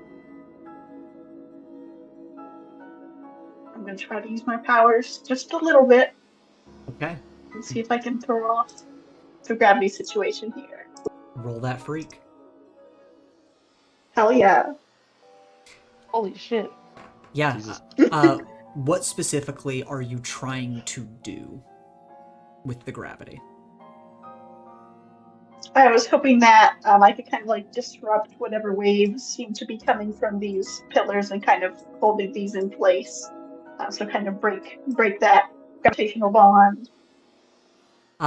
As you are pulling and tugging on these threads in the air, a feeling shoots through you that as you tug on these threads, the fabric's almost running through the air all around you, all around this building, feel as though they're getting tugged along with them. Like, it feels as though there is a stray thread on a blanket, and if you pull it, you're going to create a hole in the blanket. Yeah, maybe I shouldn't do this. Bad idea. I feel like it. Okay. All right. Spark, what are we looking at? What can you give me? Want to roll to assess? Please, I've been doing that a lot lately. Everybody's been doing that a Feels lot. like- Some days are just assess Yeah. the situation days.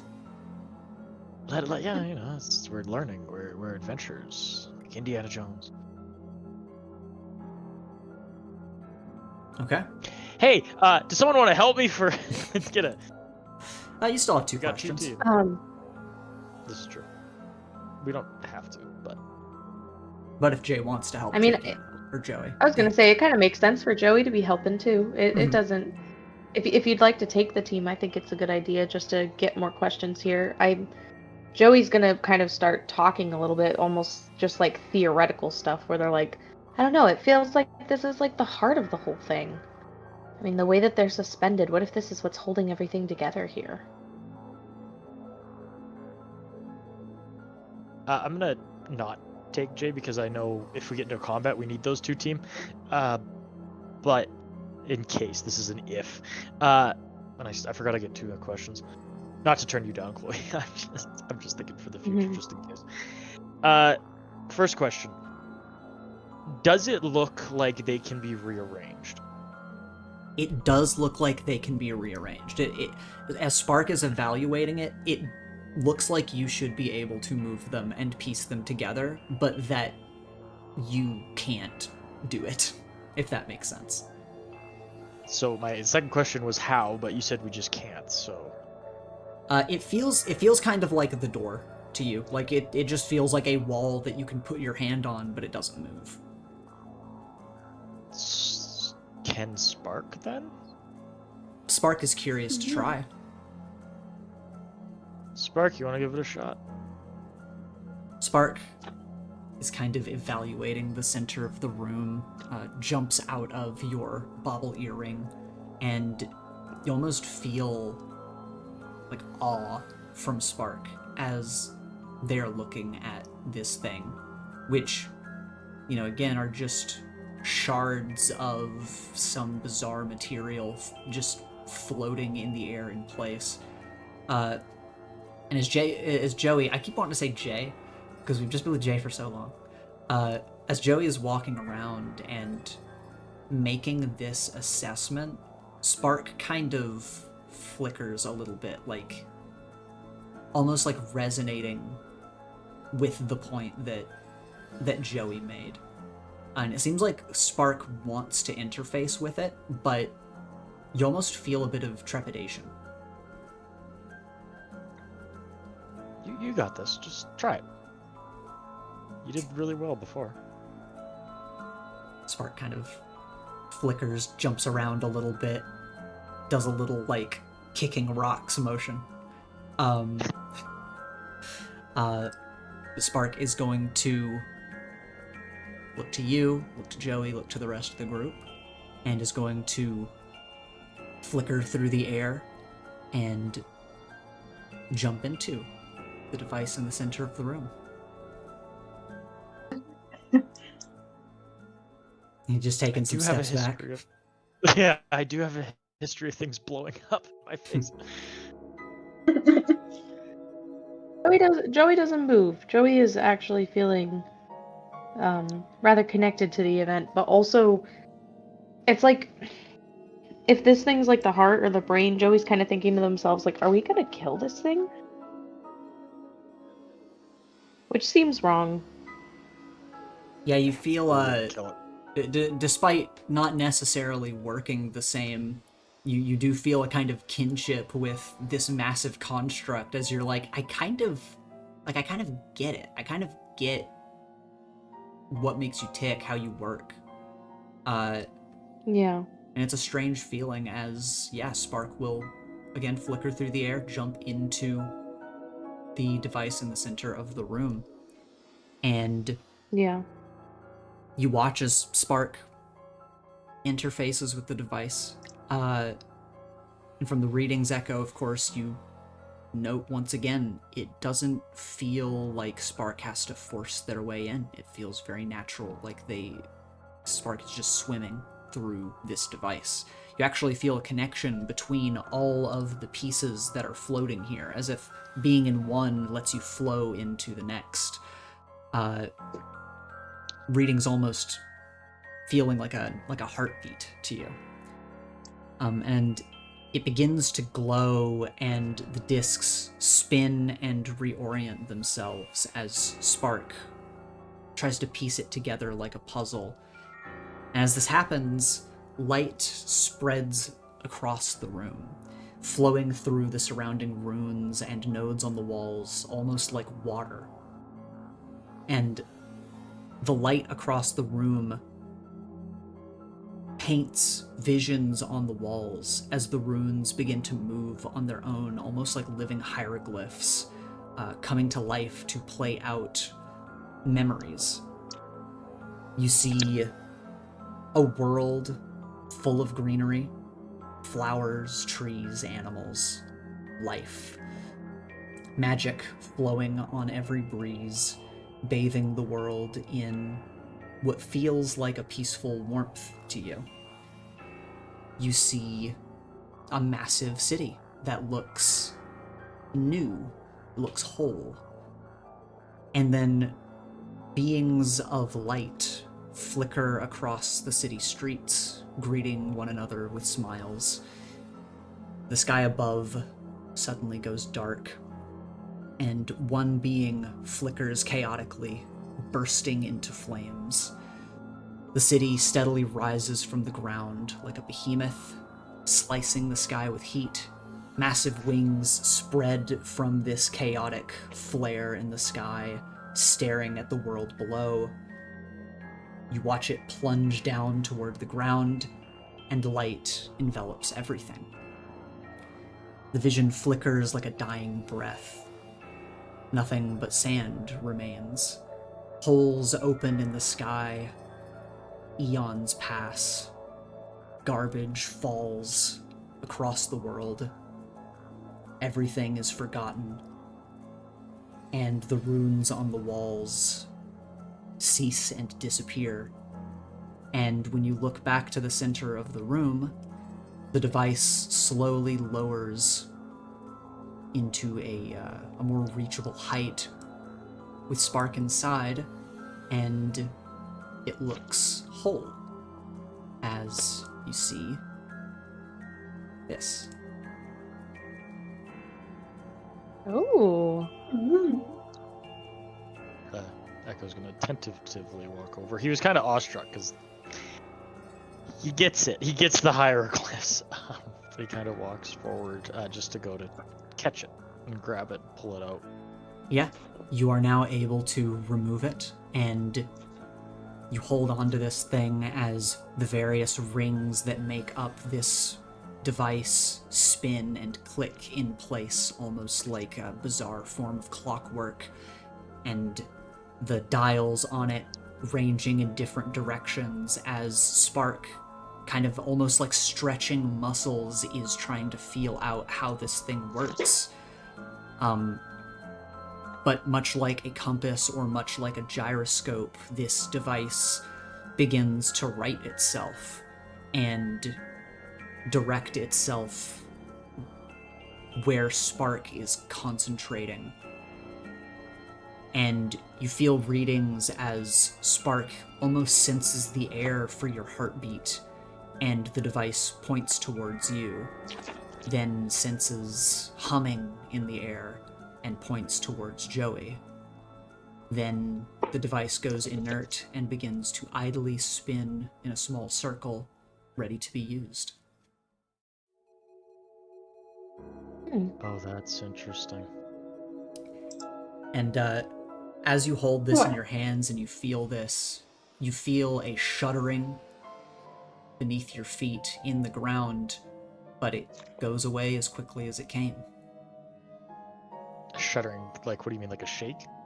Like a very soft earthquake.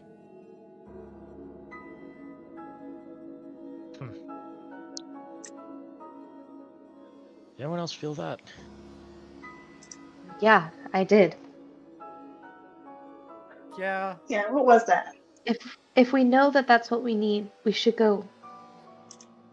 I just want to test something. He's gonna open a portal to the fire realm, Mm-hmm. and he is going to just take a quick little step in. He holds the compass out, and he It's kicked back out. No, I'm just holding you on this side. And he's going to see if Spark. He's like, Spark, try to focus on like the forge or something. See if you can get it to point towards the forge. Spark is kind of, pointing in various directions. You guys are very high up, so you see through the portal like a window into the sky of Kafsi, near the peaks of various stone structures, spires. And Spark is kind of pointing in various directions, and you say, try to see if you can feel the forge. Spark keeps just like pointing in general directions, like, well, I mean, I'm trying, but that's not very specific directions for me. It's just kind of pointing around, trying to feel something. You feel like you might need to give more specific directions on what to look for. Is there anything creating immense amounts of heat, more than anything else going on in the area? Yeah, when you The forge would ask, have to burn really hot. when you ask this, Spark begins to pulse out, looking for heat signatures, exceptional heat signatures. And as you're looking through your goggles into the realm, this is the realm of flames. So looking for heat signatures, it's kind of going to be like having a blanket thrown over your head.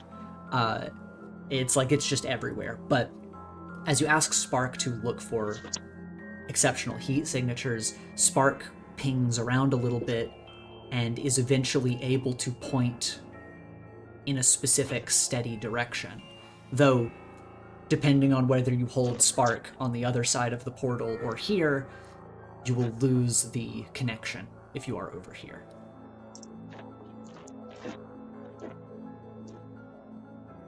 All right, we got our wayfinder. Echo kind of smiles as he tosses it up and down.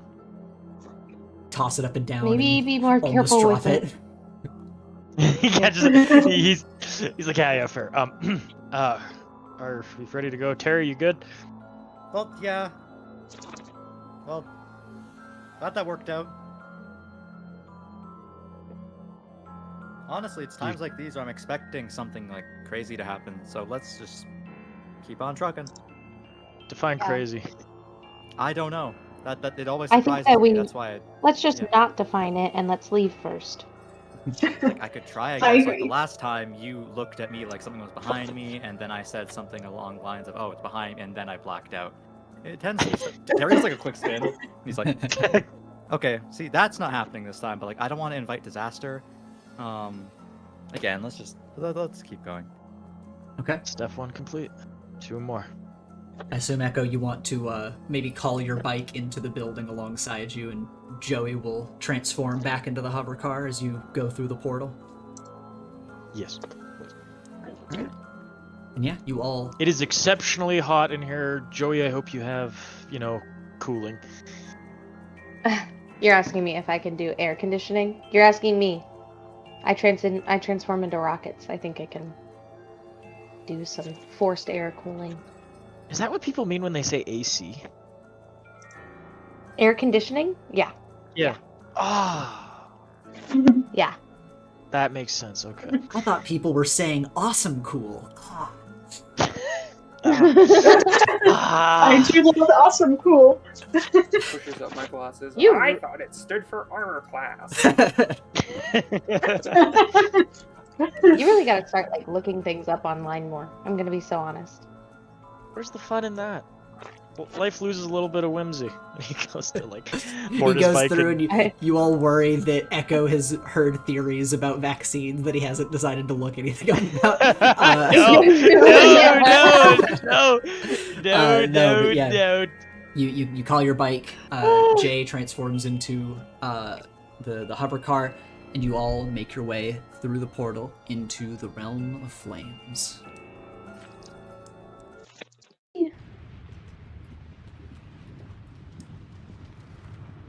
Oh, a little hotter than last time I was here. As you make your way through the window between realms and fly into the skies of Kafsi, you all look out over the landscape as spires of stone almost seem to ebb and flow like they're made of honey. They drip down into the ground, some slowly rising into the air, islands moving along rivers of molten stone. The air seems to burn. And Echo, you've ridden through Kafsi plenty of times, but even still, the not stench, but the burning of ash in the air, it gets to you. Gives you a light cough. Thankfully, doesn't sting your eyes given your goggles. Joey, you have to roll up the windows and pump the AC as it is unbearably hot here. Alex, are you free flying? Are you in the car? What's Alex's situation as you went through the portal? I'm gonna be in the car this time. I'm gonna soak up that sweet, sweet AC. Okay. So yeah, you're riding along with the others in the car. And Echo, you are on your bike at the moment. And you have the Wayfinder in your hand with Spark inside. And Spark, once again, there's a ping as Spark does a little round, and then the needle points in a specific direction on the horizon down the river of flowing magma that seems to flow away from the direction that you are wanting to go in. He is going to... Is it safe to, like, sorry, the way you said that made it seem like, is it safe or not safe to go that way? I'm just noting that the magma is flowing towards you, like down at the ground. Oh, so you guys going are upstream. Yeah, you're going upstream, and you're way high in the air. Okay, so then yeah, he's just gonna keep going that way. And he'd warn everybody, Chloe he'd be is like, gone listen. right now. If we wanted to wait. Yeah, we can wait real quick. Welcome back. True. Welcome back. Yeah, sorry. Beer started going crazy in the yard. I think that there was a groundhog or something. You're good. You're good. Darn ground. Oh no. But yeah, Echo, you've got the beat on this crazy high heat signature far off on the horizon. The river is flowing towards you. You are free to go along, free to communicate with your team. Echo's just gonna go, there's a lot of really bad things in this, like flying lava monsters and those down below monsters. You may have seen Spark jump in one or twice. Just keep an eye out. Careful. Okay. Let me know if you see it. We should be fine up here, but they still, some of them fly still, so like, careful. I'll follow close behind. Yeah. Right? I am keeping my eyes peeled.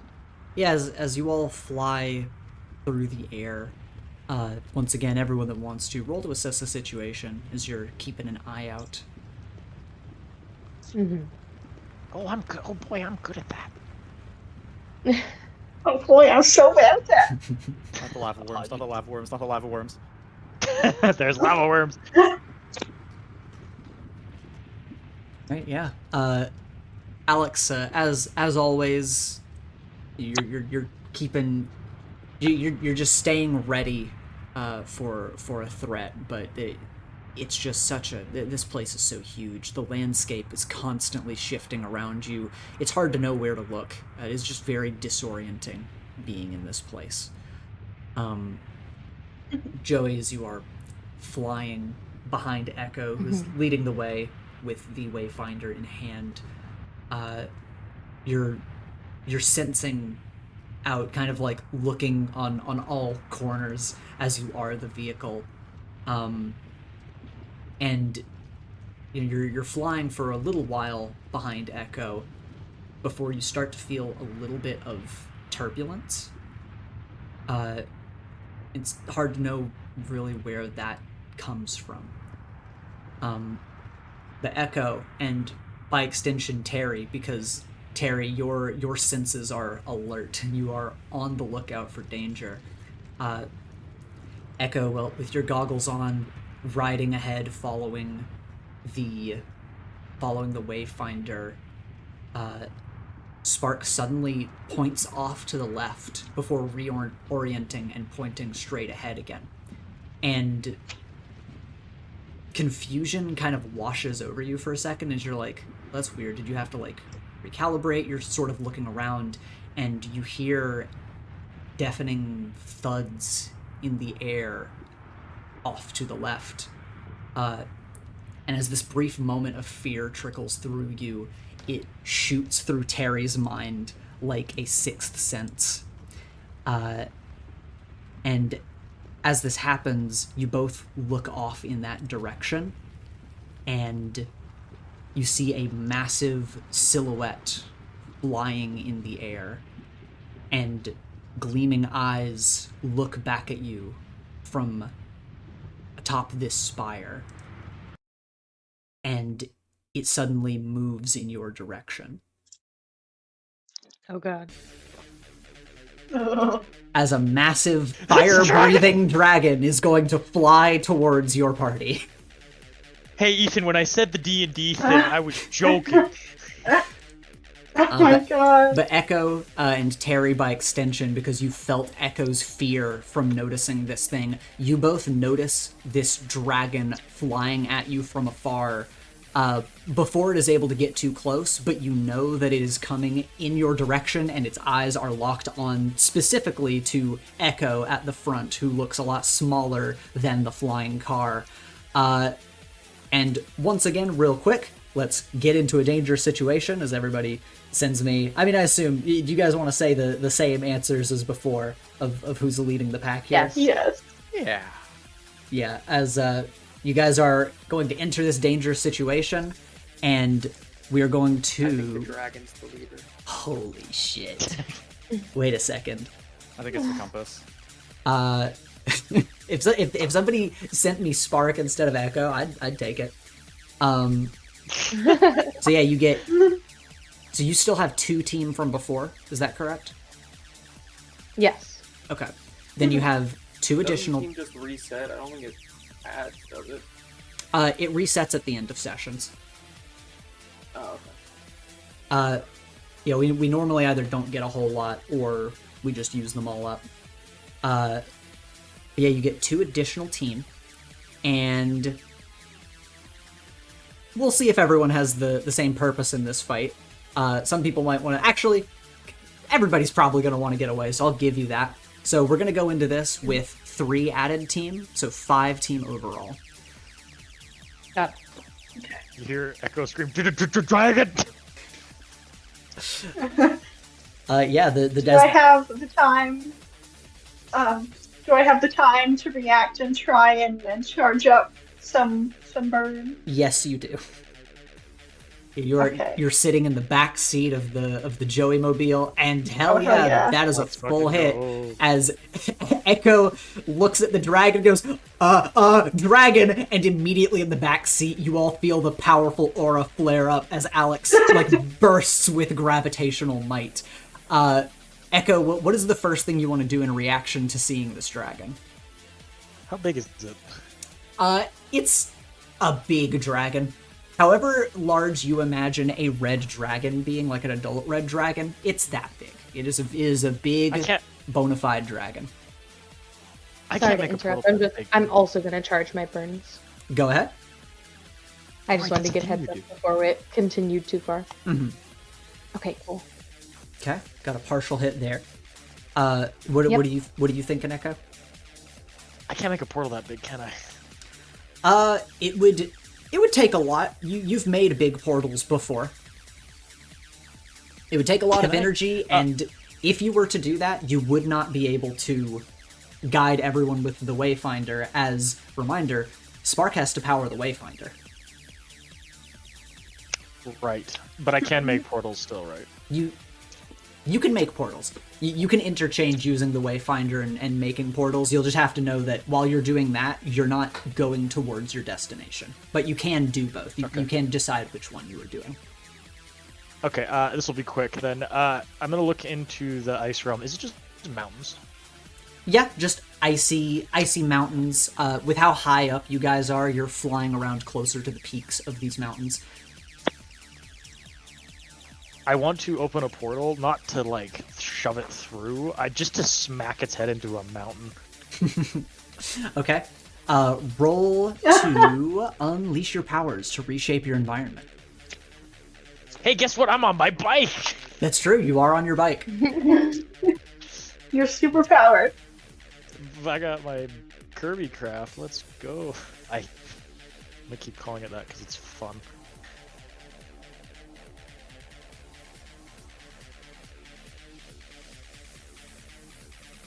Kapow! Oh my gosh. Yeah, you quickly pivot and have Spark jump into your gauntlet, open a large portal to Pagonia, and create a wall of ice floating in the air. And you watch as the dragon opens its mouth, dripping with lava as the wall is created, and it smashes into it. Massive chunks of ice falling down towards the lava below as the dragon grips onto the edges of this wall, pulls itself over, and you've slowed it down, but it looks like it is about to beat its wings and continue its ascent towards you. Or I guess rather, okay, we gotta go. towards you.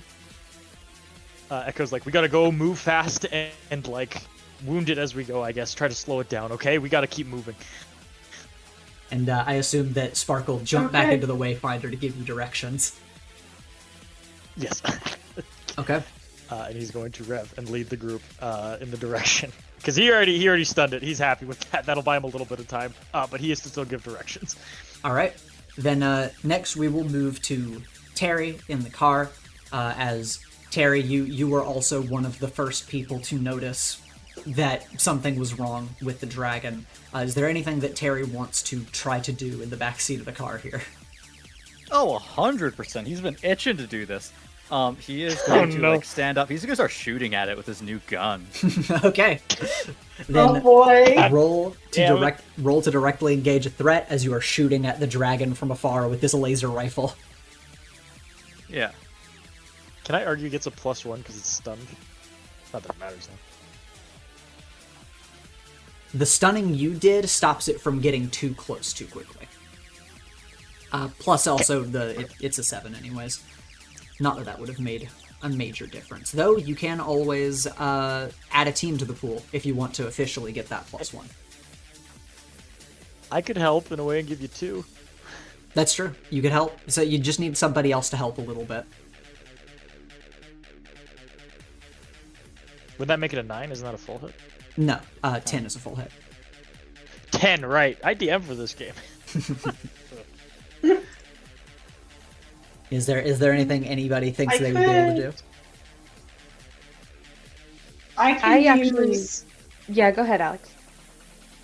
I have my boost ability where I can spend 1 burn to give a +1 to my teammate as if they had spent team from the pool.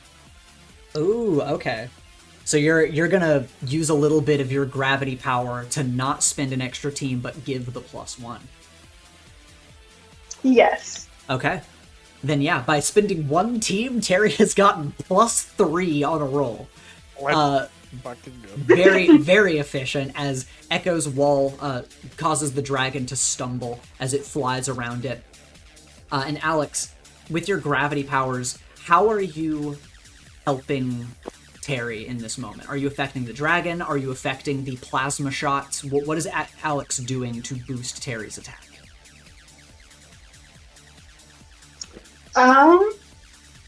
Honestly, boosting the plasma shots in some way. Maybe increasing the force on those somehow.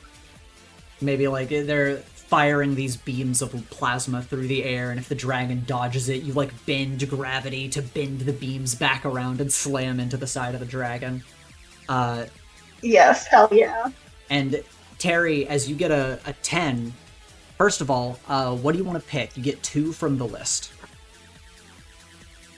2. I'm shooting something.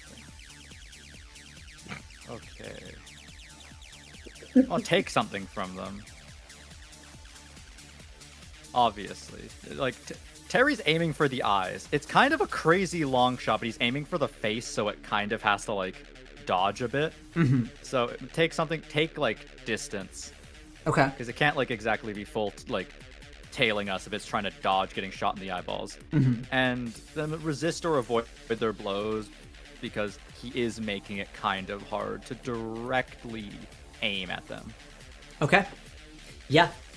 Thinking like if it has fire breath, we do not want it to have a straight shot. Is basically the idea. Yeah, and it's a good thing you chose that, because as you're firing towards its eyes, trying to force it to dodge around, and once again slowing it down to keep it away from the group, you are focusing on dodging and firing these shots, as you know that with lava dripping from its mouth, it launches globs of magma through the air, soaring through the sky, that Jay is able to dodge around, you don't get hit by, and you're like, okay, it can hit us from far away.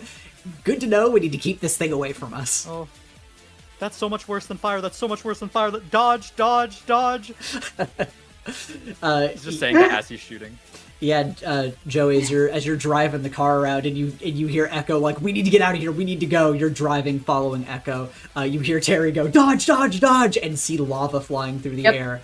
How's Joey approaching this little chase as the dragon flies into range? Not into range, but flies into line behind you and steadily tries to close the gap while the others keep it at bay.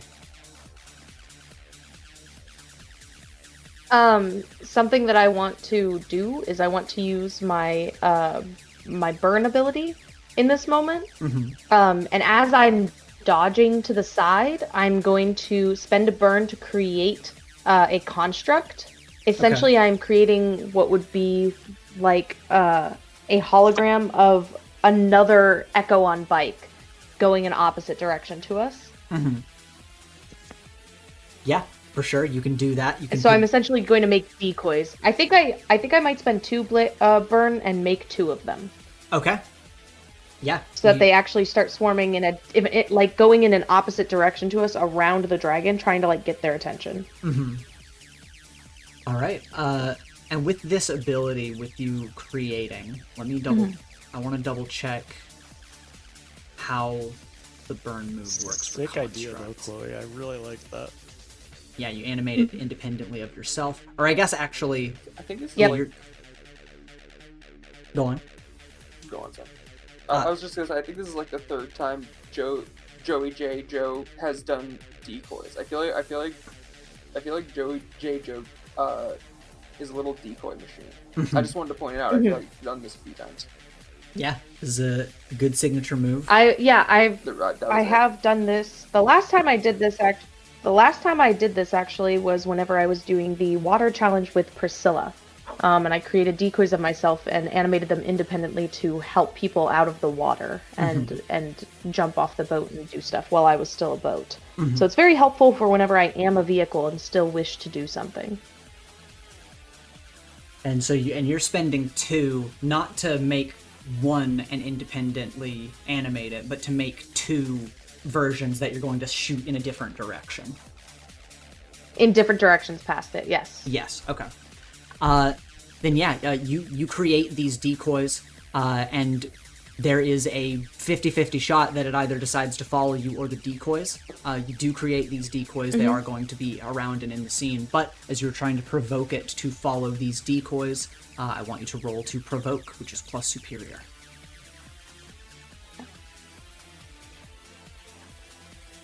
There we go. Hell yeah. The dragon is going to rise to the bait as you create these holographic doppelgangers that phase out to either side of you, and you shoot off in opposite directions, you following the real Echo and the doppelgangers going off in the opposite direction. And the dragon is going to fly off to the side, over towards the decoys as you watch mountains moving around the dragon, and you continue to create more distance from the dragon. And you watch as, obviously, the decoys are not able to fight for themselves. The dragon in the distance is eventually going to catch up to them, smash down, and realize that there's nothing there. But you have created quite a bit of space from the dragon as you guys are soaring across the sky. Heck And yeah. Alex, as you are looking at the dragon off in the distance, and you guys are soaring ahead, is there anything that Alex wants to do?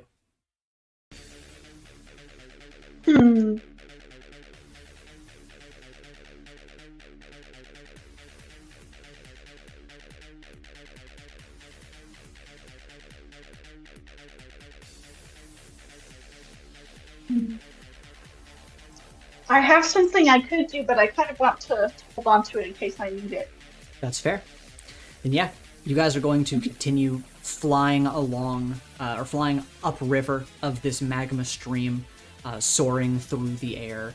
And again, a lot of space being created between you and the dragon as you all have a moment to decide how to approach this situation. Do you just keep go, go, go, just don't worry about it behind you?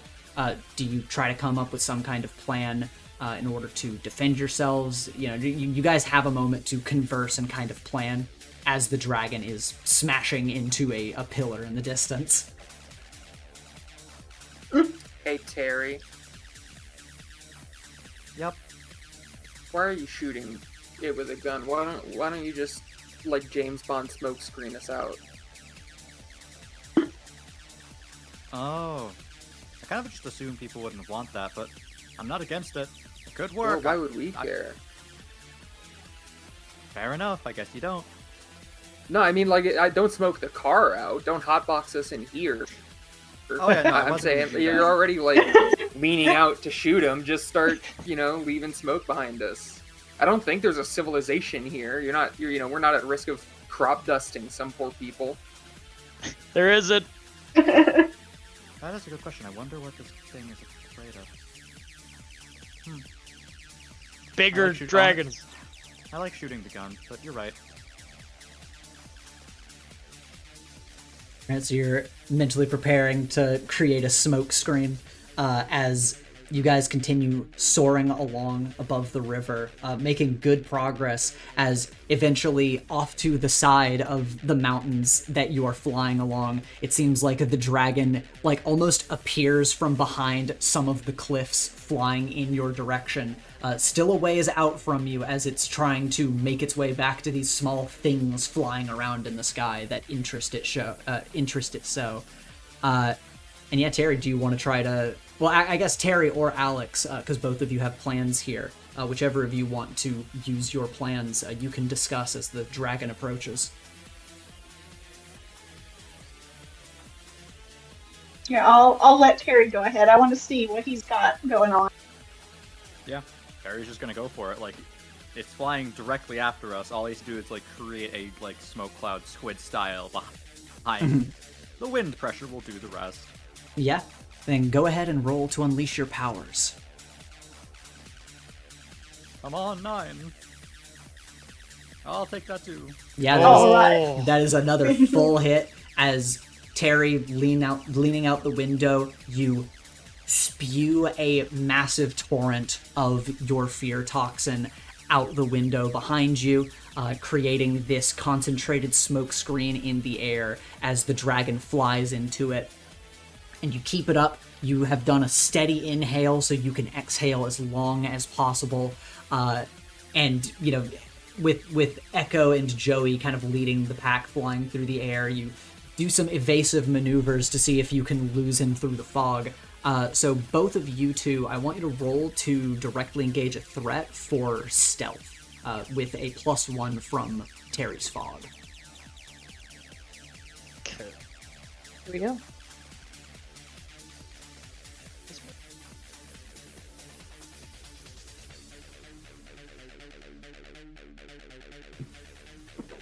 I can use my bike to directly engage the threat as Yes, well. you can. The bike is really good. The bike is a very, very good. That's... Why didn't I use this thing more? I think because in most scenes it's probably awkward to reason out why you'd be on a bike. Yeah. That's fair. Usually this is supposed to be flavored as like a hoverboard or something.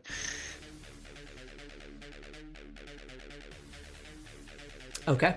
You both have a 9 from the +1. You can get an additional +1 from Terry, helping you both if you just want to make both of those 10 and spin 2 team overall to get those over, if you guys want to. I actually didn't add the +1. I just did a flat roll, so that's actually already a 10. Okay. Then yeah, you only need 1 to do that. I did add the +1 to mine, so I will take the team. I think Okay. it's worth it. Then yeah, If you're that's all right with everyone. Let's go. yeah, you're down to 3 team. Both of you are able to take 2 from the directly engage a threat list. I assume you guys will probably want to take the same things because you're trying to go in the same direction. So you guys can discuss what do you want to take from directly engage a threat.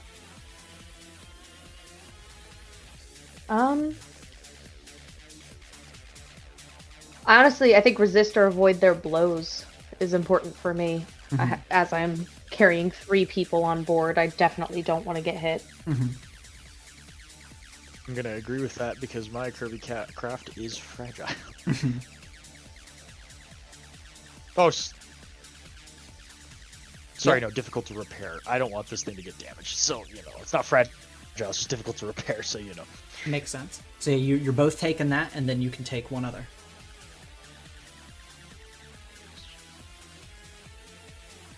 Oh yeah, because we get 2 on a 10 up. Mm-hmm. Can I frighten it by dropping a stalactite on it? Well, can't necessarily drop something from above because it's We're open not in sky. a cave, right? Yeah, no, you are in the open sky. Yeah, no, fair. I thought maybe that is true. Sorry, for some reason I thought. Sorry. It's My like how brain in did not- Spider-Man games he can like shoot webs up into like space. It's just there's a stalactite somewhere up there in the fucking ozone. Yeah, you're dropping it from the moon that's above us. If you want to frighten it, you could always like create a wall behind you and frighten the opposition just because you're making it stay in the smoke longer, or you can again take something else. Actually, I think that's the way I'll go then. I'll make like a wall of ice like I did before, just to make it like kind of parrying off that, and that goes into the Terry thing as well. So yeah, I think that's a better idea. Sorry, Okay. brain did not function there. Right, and then Joey, because Echo is handling keeping the dragon in the cloud longer to frighten it and have the smog affect it, what do you want your second choice to be? I love that my mind immediately is like, I want to impress them. The dragon. Did you want to impress the dragon? Yeah, maybe Okay, they're D&D just gonna bard, be like, let's go. they're gonna be like, holy shit, like I can't kill these guys. Like that's mad cool. You know what I mean? You never know. We don't know. Yes, I liked your vibe. Exactly. That's exactly it. I feel like that's just like the move, honestly. I like to take something from them, but it's not really like, I guess my constructs are still out and about, so maybe I can use them in this moment to kind of like take their attention back away from us. Yeah, that makes sense. Have them like cross perpendicular and fly off in a different direction so that when the smoke clears, it chases that and you're out of the area at that point. Yes. All right. Yeah, absolutely. You can kind of communicate almost telepathically with your decoys as you create this diversion, and like we're like watching from the dragon's perspective as it is barely managed to catch up to you guys again. Smoke screen of fear smog washes over its vision. It like bumps into this wall of ice that disappears shortly after, given the range. But as it reorients itself and the smoke clears, the decoys cross across its vision from right to left, and its eyes lock onto the decoys, and it flies in that direction. Meanwhile, further on the horizon, as one of the cliffs shifts out of place, we see the party continuing to fly off. And I mean, you guys have just done fantastic, and the dragon flies away from you following the decoys, just sufficiently kept off your tail as you manage to lose it. Heck yeah. Woo! Echo is like, yeah, you boshed that, and he like does like a punching gesture as he like then realizes, oh shoot, and he like grabs his bike again to like steady his steering. Steady. Ah. I think we're close. I hope we're close. Yeah, Man, I really hope we're close. He looks at the compass. Yeah, you look at Spark, and Spark kind of evaluates the distance that's left, and you know it seems like there's a bit of a trek left, but without that thing chasing you, and with how quickly you guys are able to move, you feel like you should be there relatively soon. All right, let's keep going. And he picks up the pace a little bit. just a smidge. Yeah, Joey, how are you feeling after that final maneuver? I feel pretty good. I'm not doing too bad here. I had to mark damage when charging up my burns. And in my mind, I think that just means that I'm not going to be revving the engine in this moment. I'm going quick. I'm going to keep pace with Echo, but I'm not going to be going fast like I was in the last area. Makes sense. Maybe like kind of overcharged a little bit. Now I have to kind Yeah, of go into exactly. I maintenance mode. imagine.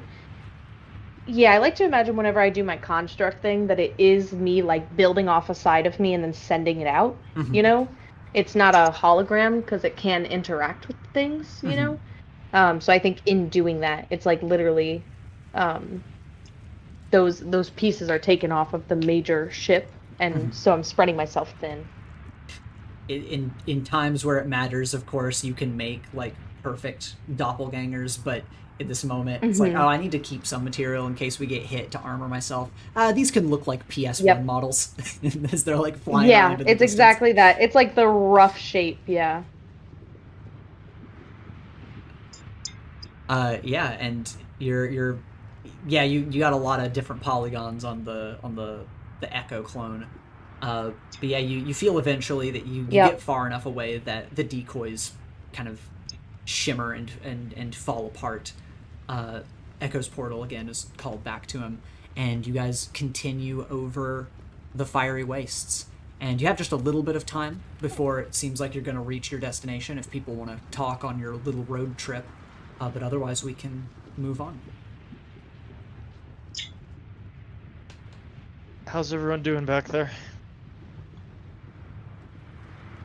I'm got to doing see a okay, dragon. just a little scared. I got to shoot a dragon. Honestly, I'm doing pretty good. Again, plan C. Going well. Everything's A-okay back here. Yeah. No, I guess I should have guessed that dragons were a thing after we just went through Angel Port. That's a new one. I'm adding that to my little notes here. You see him like make a mental note of like dragons in this realm. And then he kind of like looks back for a second. Lily, how you doing? I'm as fine as I was this morning. Making progress. I thought you'd be a little bit more energized.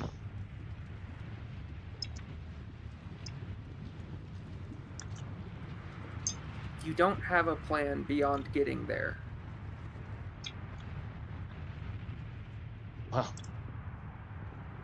no, but Like, what do we do once we can go there?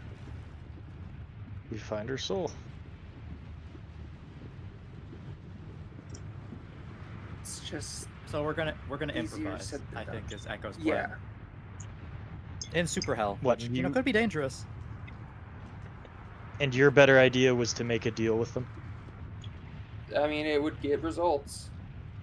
Do you know how much work I've put into this? Trying to help you? 3 days, And nights. 3.5. I've lost so much sleep, Lily. Didn't ask that of you.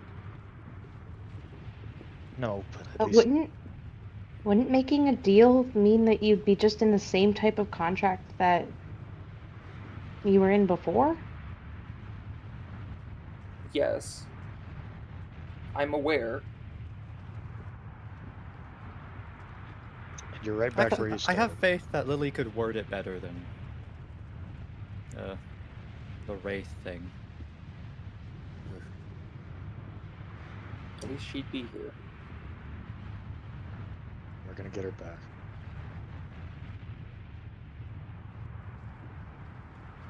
Yep. Plan C goes south, we have Plan D. And if Plan D goes south, we're gonna have to ask someone for help with Plan. I don't know how far we go, how many plans we're willing to go until we going to Z, and then I think we have to go to numbers. But I'm honestly, again, I'm feeling pretty good about Plan C. This is going really well.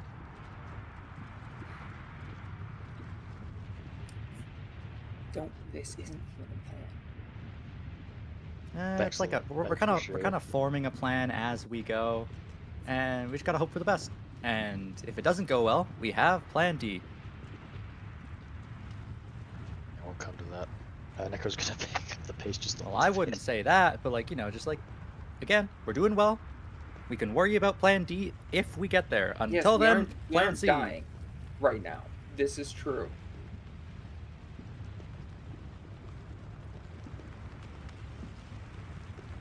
Yeah.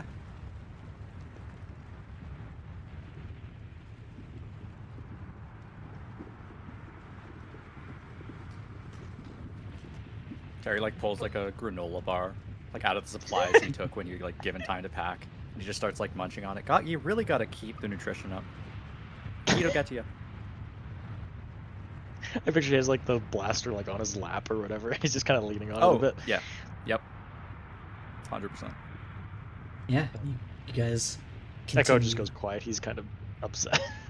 And you guys continue soaring through the sky, and after a little while, passing by these ever-shifting spires of stone flying over fields of flame and lava. In some areas in the distance, you can see spires of fire rising into the clouds above, which you have to assume is almost entirely ash, but as you take in this volcanic, almost hellish landscape, eventually you see yet another shadow on the horizon as a silhouette rises. And once again, you come face to face with a grand mega structure. Does it have legs? No, it doesn't have legs this time. As you will. Thank you, Jesus, who is canon in this universe now. Thank you, Jesus. You hear Echo go. Not the canon in universe part where you go thank you, Jesus, because I'm sure Alex at some point explained to him who that. Yeah, So pretty. you eventually see in the distance a massive tower spiraling into the sky. And you're able to see it from quite far away as you approach, because as you do approach it, this tower seems to continue to spiral and grows taller and taller as you watch it in the distance, almost impossibly so. Is there an entrance? As you're looking around, you see a lot of windows on the side of the structure. You see towards the bottom, there's a bridge and a few flames flickering by it. All along the sides of this spiraling structure, you see flickering flames in the distance, and up at the top, you see what looks like a massive bridge to the very peak of this tower. Well, guess the top is better, if that's anything to go off of. Yeah, that worked last time. Yeah. You Let's guys begin to approach the tower, and as you come closer, I want, once again, whoever's got their eyes out and wants to investigate, roll to assess the situation for me. Roll, Reggie. I think I should stop trying. Uh-oh. Oh no. No, you don't stop trying, because one of these days it'll come in clutch. Don't worry, guys. I'm about to hit you with an incredible 3. Damn it. This is There is a 3 in that. There is a 3 in There's that. a 3. Or that number. I'm not getting any freaking XP. There is a... It is a very familiar feeling situation. As Alex, you are checking behind you, checking behind the group to make sure that the dragon doesn't return and jump on your heels. Joey, you are keeping an eye immediately around yourself and just sort of focusing on following Echo, trying to stay stealthy. And Terry, as you are sitting in the back seat, keeping your eyes peeled, you once again feel Echo's fear shoot through your mind. And as you feel this feeling, first of all, what is Terry thinking, and like what's his immediate response when he feels another wave of fear from Echo? Oh God. Terry just saw a dragon. Like, he shot at a dragon like not even 10 minutes ago. He's in this massive space, there's this big spire, and he feels Echo's fear alarm go off again. He's like, oh, what is it now? Terry at this point isn't in his head imagining what he could be afraid of. He's very open to whatever it actually is, and he's not gonna assume. Because the last time he would have gone, oh, it's obviously a dragon. Yeah. For all he knows, there could be a dragon, like, there could be multiple dragons. But Terry is gonna like quickly like look around, like, oh no, please God, don't tell me we missed them all. Yeah, you look around, you kind of alert everyone in the car to look ahead, just as Echo notices in the distance that all of the gleaming flames from the tower begin to sear through the sky towards you all like shooting stars. And in front of you, you see what is hopefully one last obstacle.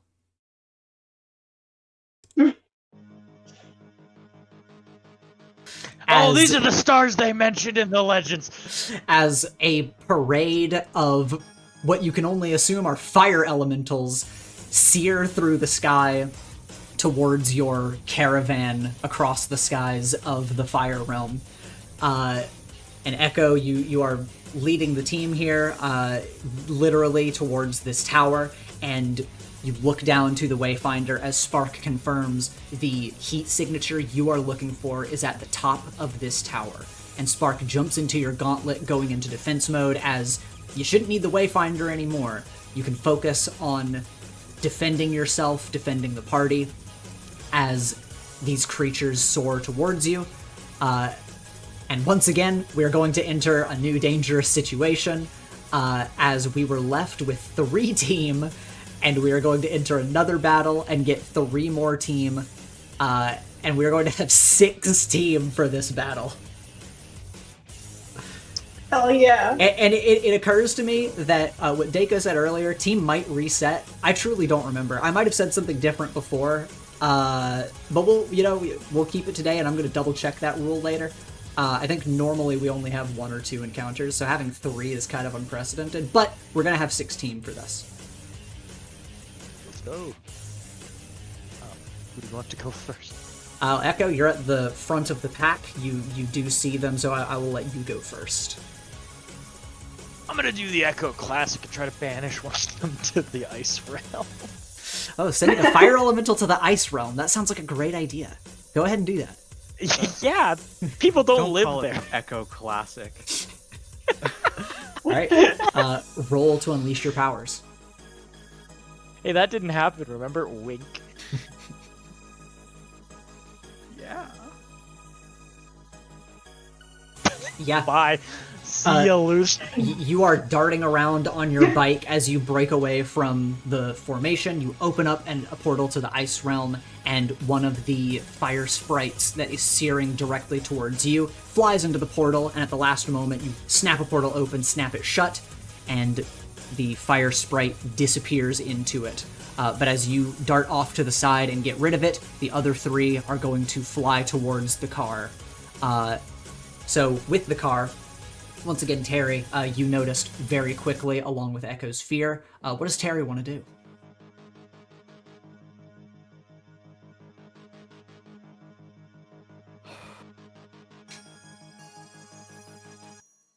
Terry is going to make the assumption that shooting these things will not do anything. Terry is going to try and create a smoke screen. Okay. Then, once again, roll to unleash your powers.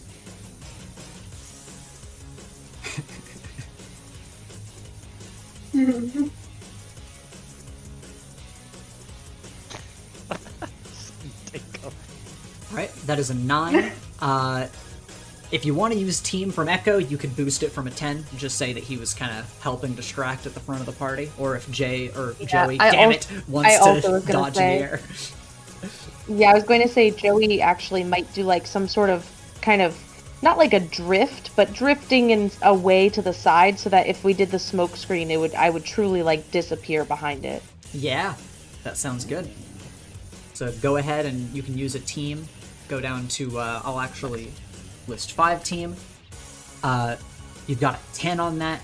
And yeah, once again, you are able to spew out a cloud of smog as Joey is going to maneuver around it so that they fly into the smoke. But you can feel, Terry, that these beings made of fire, they don't breathe, so it's not like they're going to be afraid necessarily. But specifically, you can feel them starting to burn through your smoke. So while you've given everybody a quick opportunity, it doesn't seem like it's going to last very long. So as Joey is going to dodge off to the side, everyone else in the car, does anybody have a plan that they want to do? An attack or a defensive maneuver, anything that you guys want to do? I'm gonna call out to Echo that I'm his way and see if we can do a tag team with Gravity in the portal. Oh, the vacuum. Okay, you're gonna vacuum. Did you say you're gonna fly towards Echo? I'm gonna try to send them, like, increase the gravity here, so that he can open up another portal and suck them in. Okay. See what we can do with that. Yeah, go ahead. For that, you will roll to unleash your powers. You want me to roll too? Yeah, roll to unleash your powers too. Just along with this attack. I can give you +2, Alex. I do have that ability. Not that it matters much, but it might be a hard DC. Okay. Do you want to give Alex that +2? Yeah. All right. Then mark down that team that you used for me. And Alex, since you got a 7 on this, you can either mark a condition, or I will tell you how it's unstable or temporary. Unstable or temporary? Okay. Then you look out the window, you coordinate with Echo, and Echo is going to open up a portal. Where to, Echo? The ice realm, because they'll die there probably. Okay. No, that's not my logic. I'm just thinking, like it'll, they're fire, ice, natural enemy. The one you good. just put in there comes back out. That'd be depressing. God, I hope not. I got it. Well, yeah, you open another portal to the ice realm. Alex begins to pull with gravity and create a vortex going towards it, but it being unstable, the smoke cloud is going to burn away in the air as these two are going to jump away like fireworks. However, this one does manage to get sucked into the portal and disappear onto the other side after Echo closes it. So you at least manage to grab one of them as Joey is like Akira sliding in the air. And as these other two sprites burst into the air like fireworks, they are going to send streams of flame down towards you, Joey. So I want you to roll to take a powerful blow. Okay. And noted in the chat. Damn. That is a full hit. That does suck.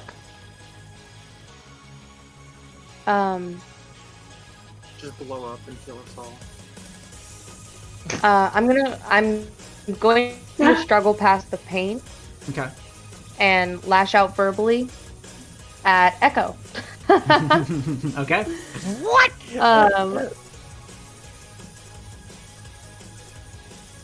Let me first mark. I am afraid and angry. Okay. Or actually, I think I'm feeling more so insecure. More so insecure than afraid because I'm also having a hard time keeping my shit together here. Yeah, I'm gonna verbally lash out at Echo, basically like, I'm gonna need a new way to get through all of this. Any advice would be great. Yeah, Echo, you're watching as, like, flamethrowers, they shoot streams of fire through the air that buffet the side of Joey, start trying to sear through the metal. And Joey is keeping everyone protected as they're struggling through the pain, but it is not looking good. What do you want to do as Joey calls out to you and is like, hey, I need a new way to get out of here. Please help. The fire's coming from them, right? Which one hit Joey? Both of them are shooting at Joey. Okay. I'm gonna just kind of level my gaze, give a little hiss, be like, oh, I already did a lot. And he's going to level his gauntlet as he flicks his wrist as his little arrow, his bow appears on his wrist, and he's going to draw a line and shoot an ice shot at one of them, right in the head. All right. Roll to directly engage a threat. Probably this one. Okay. Okay. Yeah, you get to take 2 from the list. Awesome. I'm going to create an opportunity for my allies and take something from them. Basically, I want to freeze their head. Okay, yeah. You fire an ice shot through the air. It slams into the side of this thing. And you're able to freeze part of its head as it's going to start melting through the ice. But you are going to take its attention as it looks at you. The other one stares down the car. And I want everyone, really quick, as this moment of reprieve is given, to roll to assess the situation for me.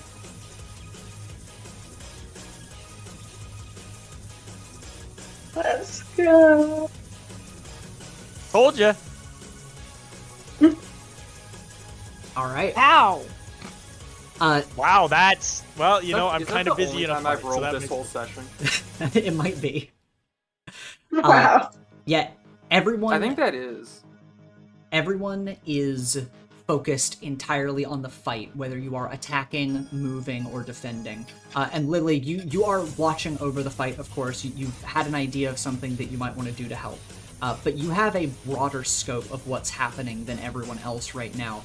And you note in the distance behind these fire sprites that, much like the rest of the landscape has continued to move and shift, you note that it almost seems like the tower is moving away from you through the spires of this landscape. And you get the idea that if this fight continues on for too long, you know, you might lose track of it and have to find it again. Also noting a few glinting sparks from the tower, as it seems like there were not only 4 sprites and more might be continuing to fly your way. And as you notice this and get a lay of the land, you watch one sprite just kind of size up Echo, the other one preparing to attack Joey again. What does Lily want to do in this situation? I had a question. Okay. Because I'm wearing, like, my PE garb. That we would use in the dome. And the dome, you know, has had, like, environmental dangers. And, like, at one point, fucking Terry got set on fire or whatever. Yeah. Is the PE, are the PE clothes, is the material they're made of, is there any amount of, like, fire resistance? Is there any, like, fire retardant quality to it? There definitely is. Of course, if you took a straight fire blast to the face, of course it's still gonna hurt. And as you look below to the lava, you're Oh, like, yeah. well, that'll probably kill me, but it definitely has those qualities that you're not going to burn alive the moment you get hit. You're going to be able to defend against it. Yeah. I'm more because like the fire elementals are fire. Mhm. Like they aren't lava, right? Yes, that's correct. Okay. Is Echo close enough? How close is Echo to the car? There's a little gap in the air between you guys. Echo just had to break away from right in front of you guys, so there's a little gap, but he's not super far away. Okay. Could I jump onto his bike? Yeah.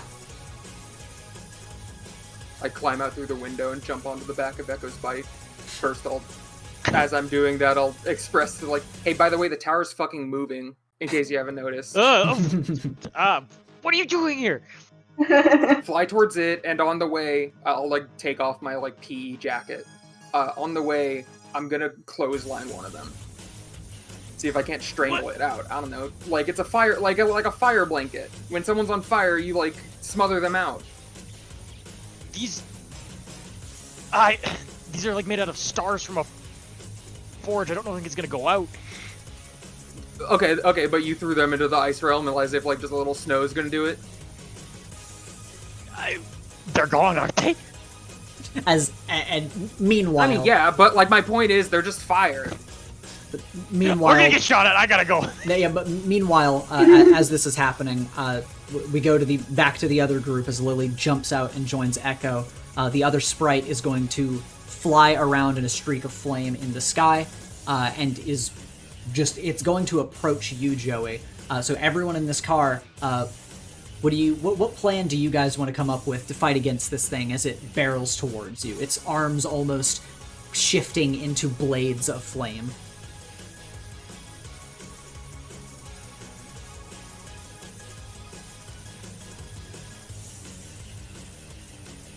Well, does anyone else You're have actually- anything, or should I go for it? I'm gonna give those who Oh, are well. riding inside the car a chance before I do anything. Make sense? Honestly, I was just gonna Okay. shoot it. I've been having a great time with this gun. I don't think it's gonna work. So if you have an idea, go for it. You shoot, and I'll figure it out. Gotcha. I'm covering fire. Terry's just gonna start blasting, Alright. try and buy Alex time for whatever she's cooking up. All right. Roll to God, I'm directly. glad I gave you that thing. Roll to directly engage a threat.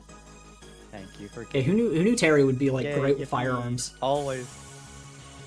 Yeah, weaponry, sharp objects, anything that can hurt people. That's a full hit. You get Let's 2 from go. the list. Well, Terry's assuming, like, he's, like, kind of thinking ahead, like, what this is gonna do. In his mind, it's just gonna, like, make a hole in them, and that's gonna, like, go, like, basically fill back up. So he's gonna try and blast the head off to take its sight for a second, assuming it will reform. Okay. Also, it has, like, arm blades. Yeah. He's gonna resist or avoid their blows by trying to shoot the arm blades off. Okay. Yeah. You fire a volley of shots and you disrupt its head to take their sight for a moment and disrupt their blades to stop its assault as it gets closer, and you provide covering fire, giving Alex a chance to do something in an attack. Yes, it's not quite an attack, but I have another idea. Okay. Can I use my other 2 that I have left to use my overcharge ability to take a 10+ on unleashing my powers to overcome an obstacle, reshape my environment, or extend my senses?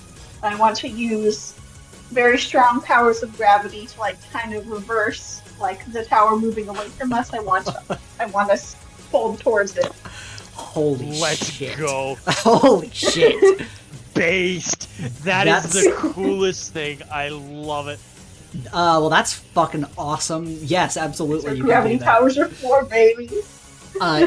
Yeah. Actually, yeah. you know what? 'Cause in this moment, Alex, your powers overcharged. You reach out in front of you, and with this moment of reprieve that Terry has given you from the attack, you focus on the tower. And from afar, you can feel yourself grab onto the tower itself. And as it struggles and tries to run away from you, you persist, and everyone, you watch as this massive tower that was running away from you struggles and is pulled closer to you. Inside, the flickering flames of other elementals and sprites inside begin to panic as their line of attack is thrown off by the chaos of this situation. And things are looking ever more in your favor as Alex brings this tower closer to the party. Joey, as this fire sprite is thrown off kilter by Terry, and Alex brings the tower closer, you watch Echo and Lily are about to deal with their sprite. What do you want to do? I honestly am going to hit the gas and try and get closer to the tower as much as I can.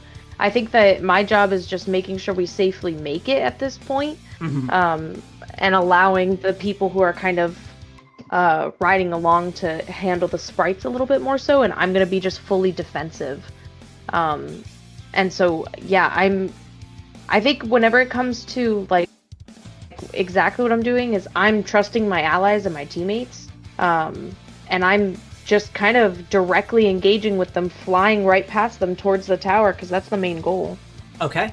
Then yeah, roll to directly engage a threat as you are flying by the threats, streams of fire coming from the tower as it approaches, but your destination gets ever closer. And that is an 8. Yep.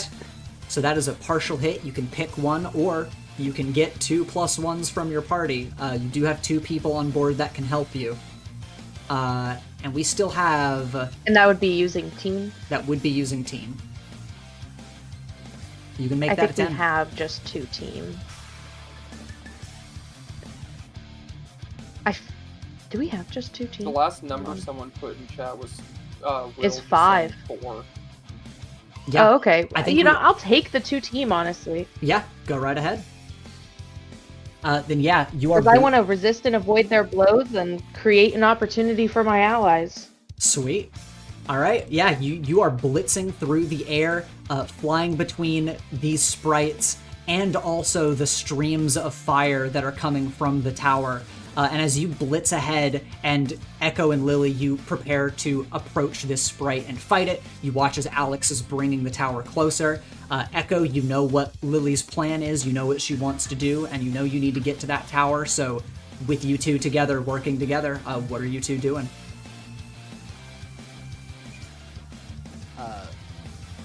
Echo kind of lets out a little sigh as he looks to Lily, and he goes, "How can I help?"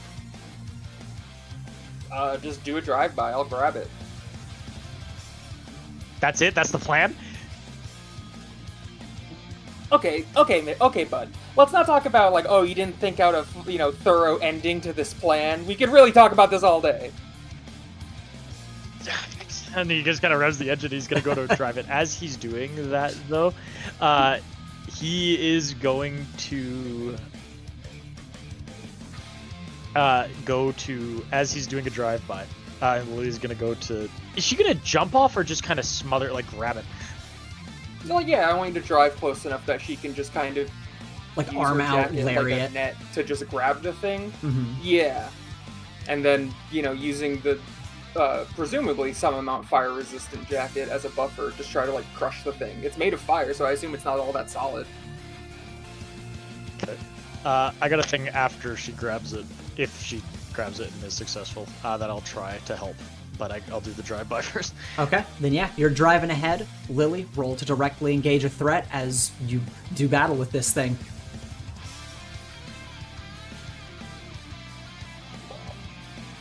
Alright, that is a 9, and of course... I don't. You can be helped by Echo. I want to use a team point, and the way I'm doing this is I'm going to kind of go to punch it, but I'm gonna summon my force shot and like punch it into Lily. as almost like right behind its back, knock it into Lily's attack even harder. Yes. All right, yeah. Lily, you have got a 10. You get 2 from the list. What do you want to do? What does this look like? I think we're down to 2 now. I think at Not this, 21. I would Yeah, think at this 21. point- We got 21 team. at this point, we're at 1 team left. Oh, are we? Okay, I just count my Yeah, bad. that's right. I'm not trying to game the system. I guess like take something, and the take would be like take some amount of its heat, like I'm smothering out its flames Right. to some extent. Mm-hmm. I suppose resist and avoid its blows so that I don't get burned. Okay. Yeah, makes sense. As you drive by and almost like a matador with your jacket, arm out to lariat into this thing's head, you wrap the jacket over it and begin to smother it as you leave your jacket behind on this thing. You take its sight, you watch as the flames start to flicker and die as it grasps at this jacket you've wrapped around its head, and you deal a heavy blow to it as you two drive by. And Echo, you watch this thing behind you, and you said you had something else you wanted to do. He just wanted to, because it's kind of like it's disoriented, right? Like it's an easy kind of shot. Outside of like punching it into Lily's gasp, he just wants to like kind of hit it again so that it might. How close is it to like the sides? Probably not that close. To the sides of... Because there's like kind of crevices along the sides here. You guys are in open air. Okay. He is going to... he wants to shoot it with his grappling hook and then kind of rev it and see if he can like go to like slam it into the ground. Okay, sure. Yeah, roll to directly engage a threat. God, Kai, the value on the grappling hook is going to be insane. Don't say it or it happens. Hey, Kapow! The value on the grappling hook is going to be insane. Things are looking up. Yeah, what 2 do you want to pick from the list? I take its consciousness. I know it's going to... Yeah, at this point, you guys have hit it enough. You can take it. The other one. Yeah, sure. You shoot your grappling hook back as you and Lily, in a split second, do a drive-by combo attack. Lily, lariat, wraps its head. You continue on, you Akira slide through the air, shoot your grappling hook to grab onto this thing's head, slam it into the ground, and it is out of the fight. It has basically disappeared. And behind you, behind the car that is flying through the sky, this fire elemental goes to soar down towards its partner and disappear as you have frightened it. And as you all approach the tower, as it is forcefully pulled towards you all by Alex, fire sears through the air towards you all.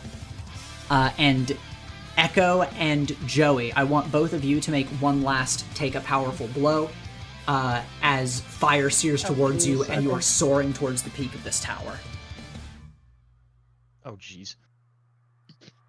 Alright, it does hit. Okay. I can't, in the last-ditch effort, open a portal to jump through it, can I? Or is this like... You can roll to unleash your powers. And Joey, if you have an idea of how to avoid this, that is some wacky thing, you can also attempt that.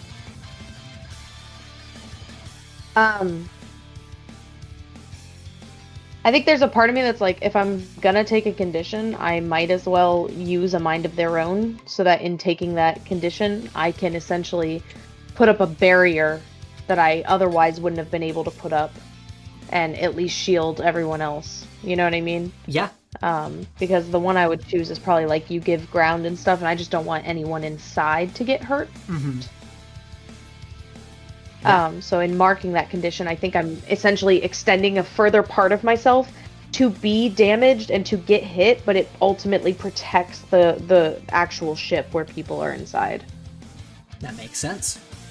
Yeah, with this, as all of you charge towards the top of the forge, Joey soars through the air, creating a barrier to just pummel her way through the onslaught of fire and charge straight through. Meanwhile, Echo is opening portals left and right into other realms to catch and send the fire away. He's dodging and weaving around the shots, and with very different approaches, both of you manage to soar towards the top of the forge and away from the attacks as you finally make it to the peak.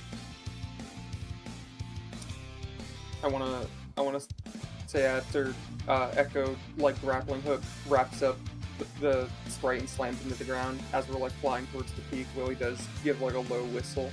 Man, I need to get a grappling hook. See, I mean, no, you don't. You probably don't. But it's not bad. Well, I It can't. What works. do you mean? I can't have a grappling hook? No, you could. It's a very hit or miss thing. I mean, maybe for you, I would just hit. Yeah, with that, Do you want me to make you one? Yeah, I'll just buy one. Camu grappling hook. yeah, you all finally land at the peak of this massive my tower. Oh, this seems ominous. So this is just like peak. We're in the kiln. Good game. Play with friends. Yeah, all of you land, you may, well, actually, this is a good question. Do you stay in your vehicles, or do you, like, jump off onto this bridge and do, like, cool hero poses so you can RP walk up to the thing? I'm voting for RP walk, honestly. How stable is the thing we're walking on? Boo. It seems like it is a part of this tower that, despite it shifting and reaching ever further into the sky, it doesn't seem like it's going to give way under you. And as another note, as you guys do land here and you reach the peak here, there is still another massive pool of lava beneath this cauldron, suspended in the air by these black chains. But as the tower continues to rise further into the sky, impossibly, it seems like the sprites below are just no longer able to reach you as you just continue to ascend with this massive forge.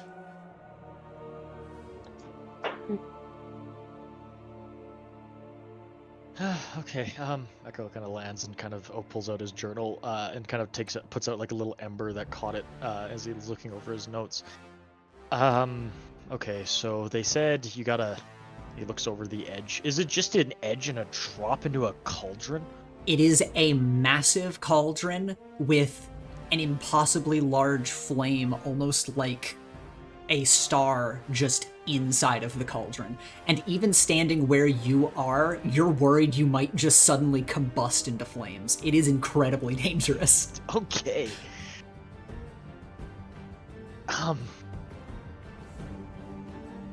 Well, shit. Wait. They said you can hold it into the thing because it has to refine it. Alex, Yeah. come here for a second, please. There we go. I assume, because I talked to a couple scavengers, they said, oh yeah, you gotta hold the thing over the thing. I don't want to do that because I kind of like my life expectancy to be high and I don't want to combust near this point. Can you just hold this feather, he pulls out the Dey'ja feather, over the cauldron? Just kind of cover it over the flames. Yeah, and if need be, lower it a little. Okay. I'll give it a try. Do I need to roll for that? Okay. So yeah, Echo, you hand over this black feather to Alex. Alex, you hold it carefully within your grasp, controlling the gravity around it. And even with your immaculate control, you're almost afraid the feather will be whisked away in the wind. This one chance to get to the other realm. And as carefully as you hold it, you extend it over the massive cauldron.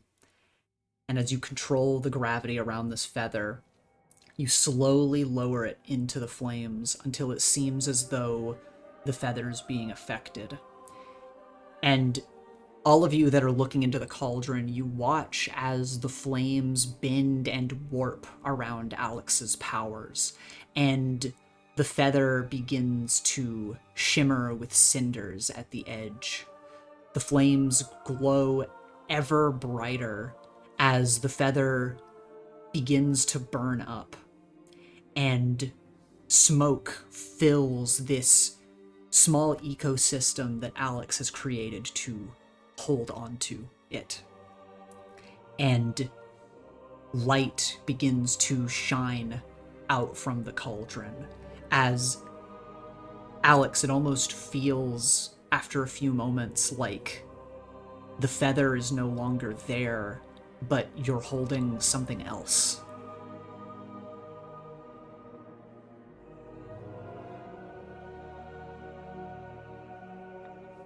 I'll carefully bring whatever it is back up to me and see what has happened.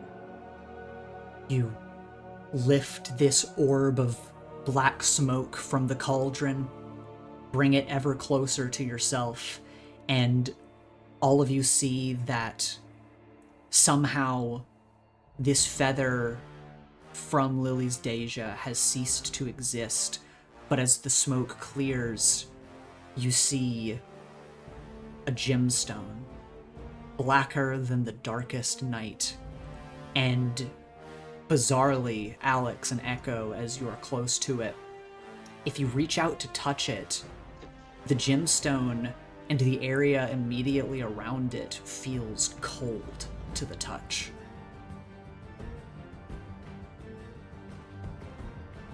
Creepy. Echo's gonna go to tentatively reach out, and then he realizes, oh, this isn't hot. That's horrible. And he just goes to like hold it in his hand as he looks at it, and kind of compares it to his other ones. I assume they're similar. It is very similar. Obviously, they are all of slightly different shapes, but it seems that with Alex's immaculate control, this gemstone is, unlike the others, perfectly unblemished. Holy shit, we did it. Oh, we did it. We did it? We did it. Like that was the intended purpose. Like we got the. Yeah, we did it. We can go there now. Lily, this is our shot.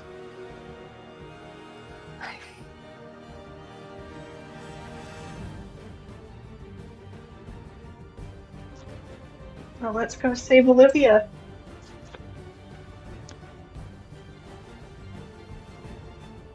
Yeah. Yeah. Plan C! Plan C! Plan C! He's like cheering with his hands over his head.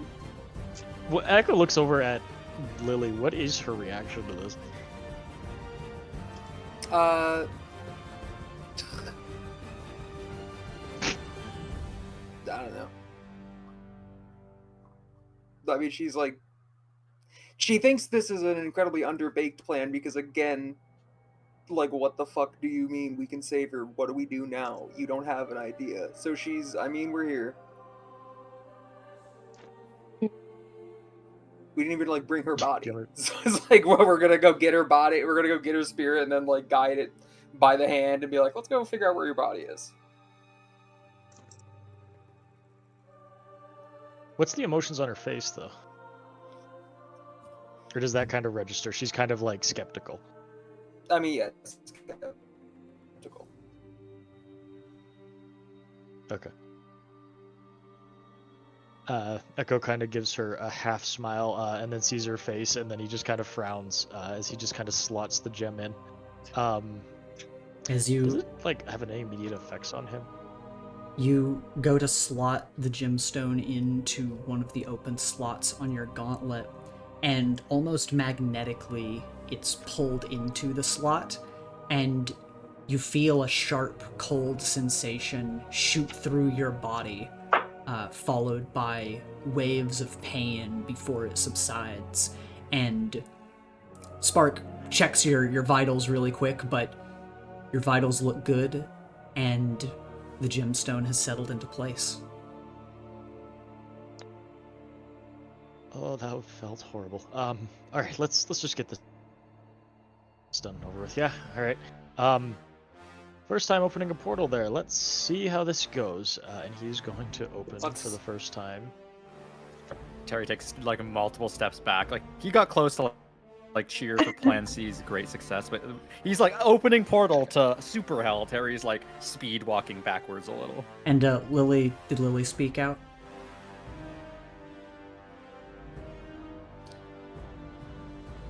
We're just doing it now, right this second. Yeah, we don't have time to waste, right? I mean, actually, you do have a good point. Let's see what super hell looks like. And Echo goes to pull down his goggles and peer into super hell.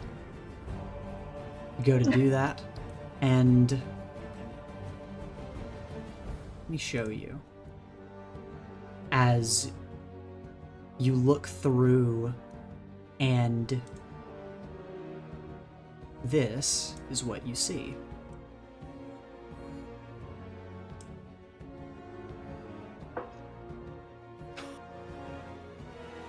Okay. You see Thanks, I hate it. You see endless fractals dividing and ebbing into forever as super hell, this ghost zone, Apalea, the realm of the lost, a galaxy of death stretches before you.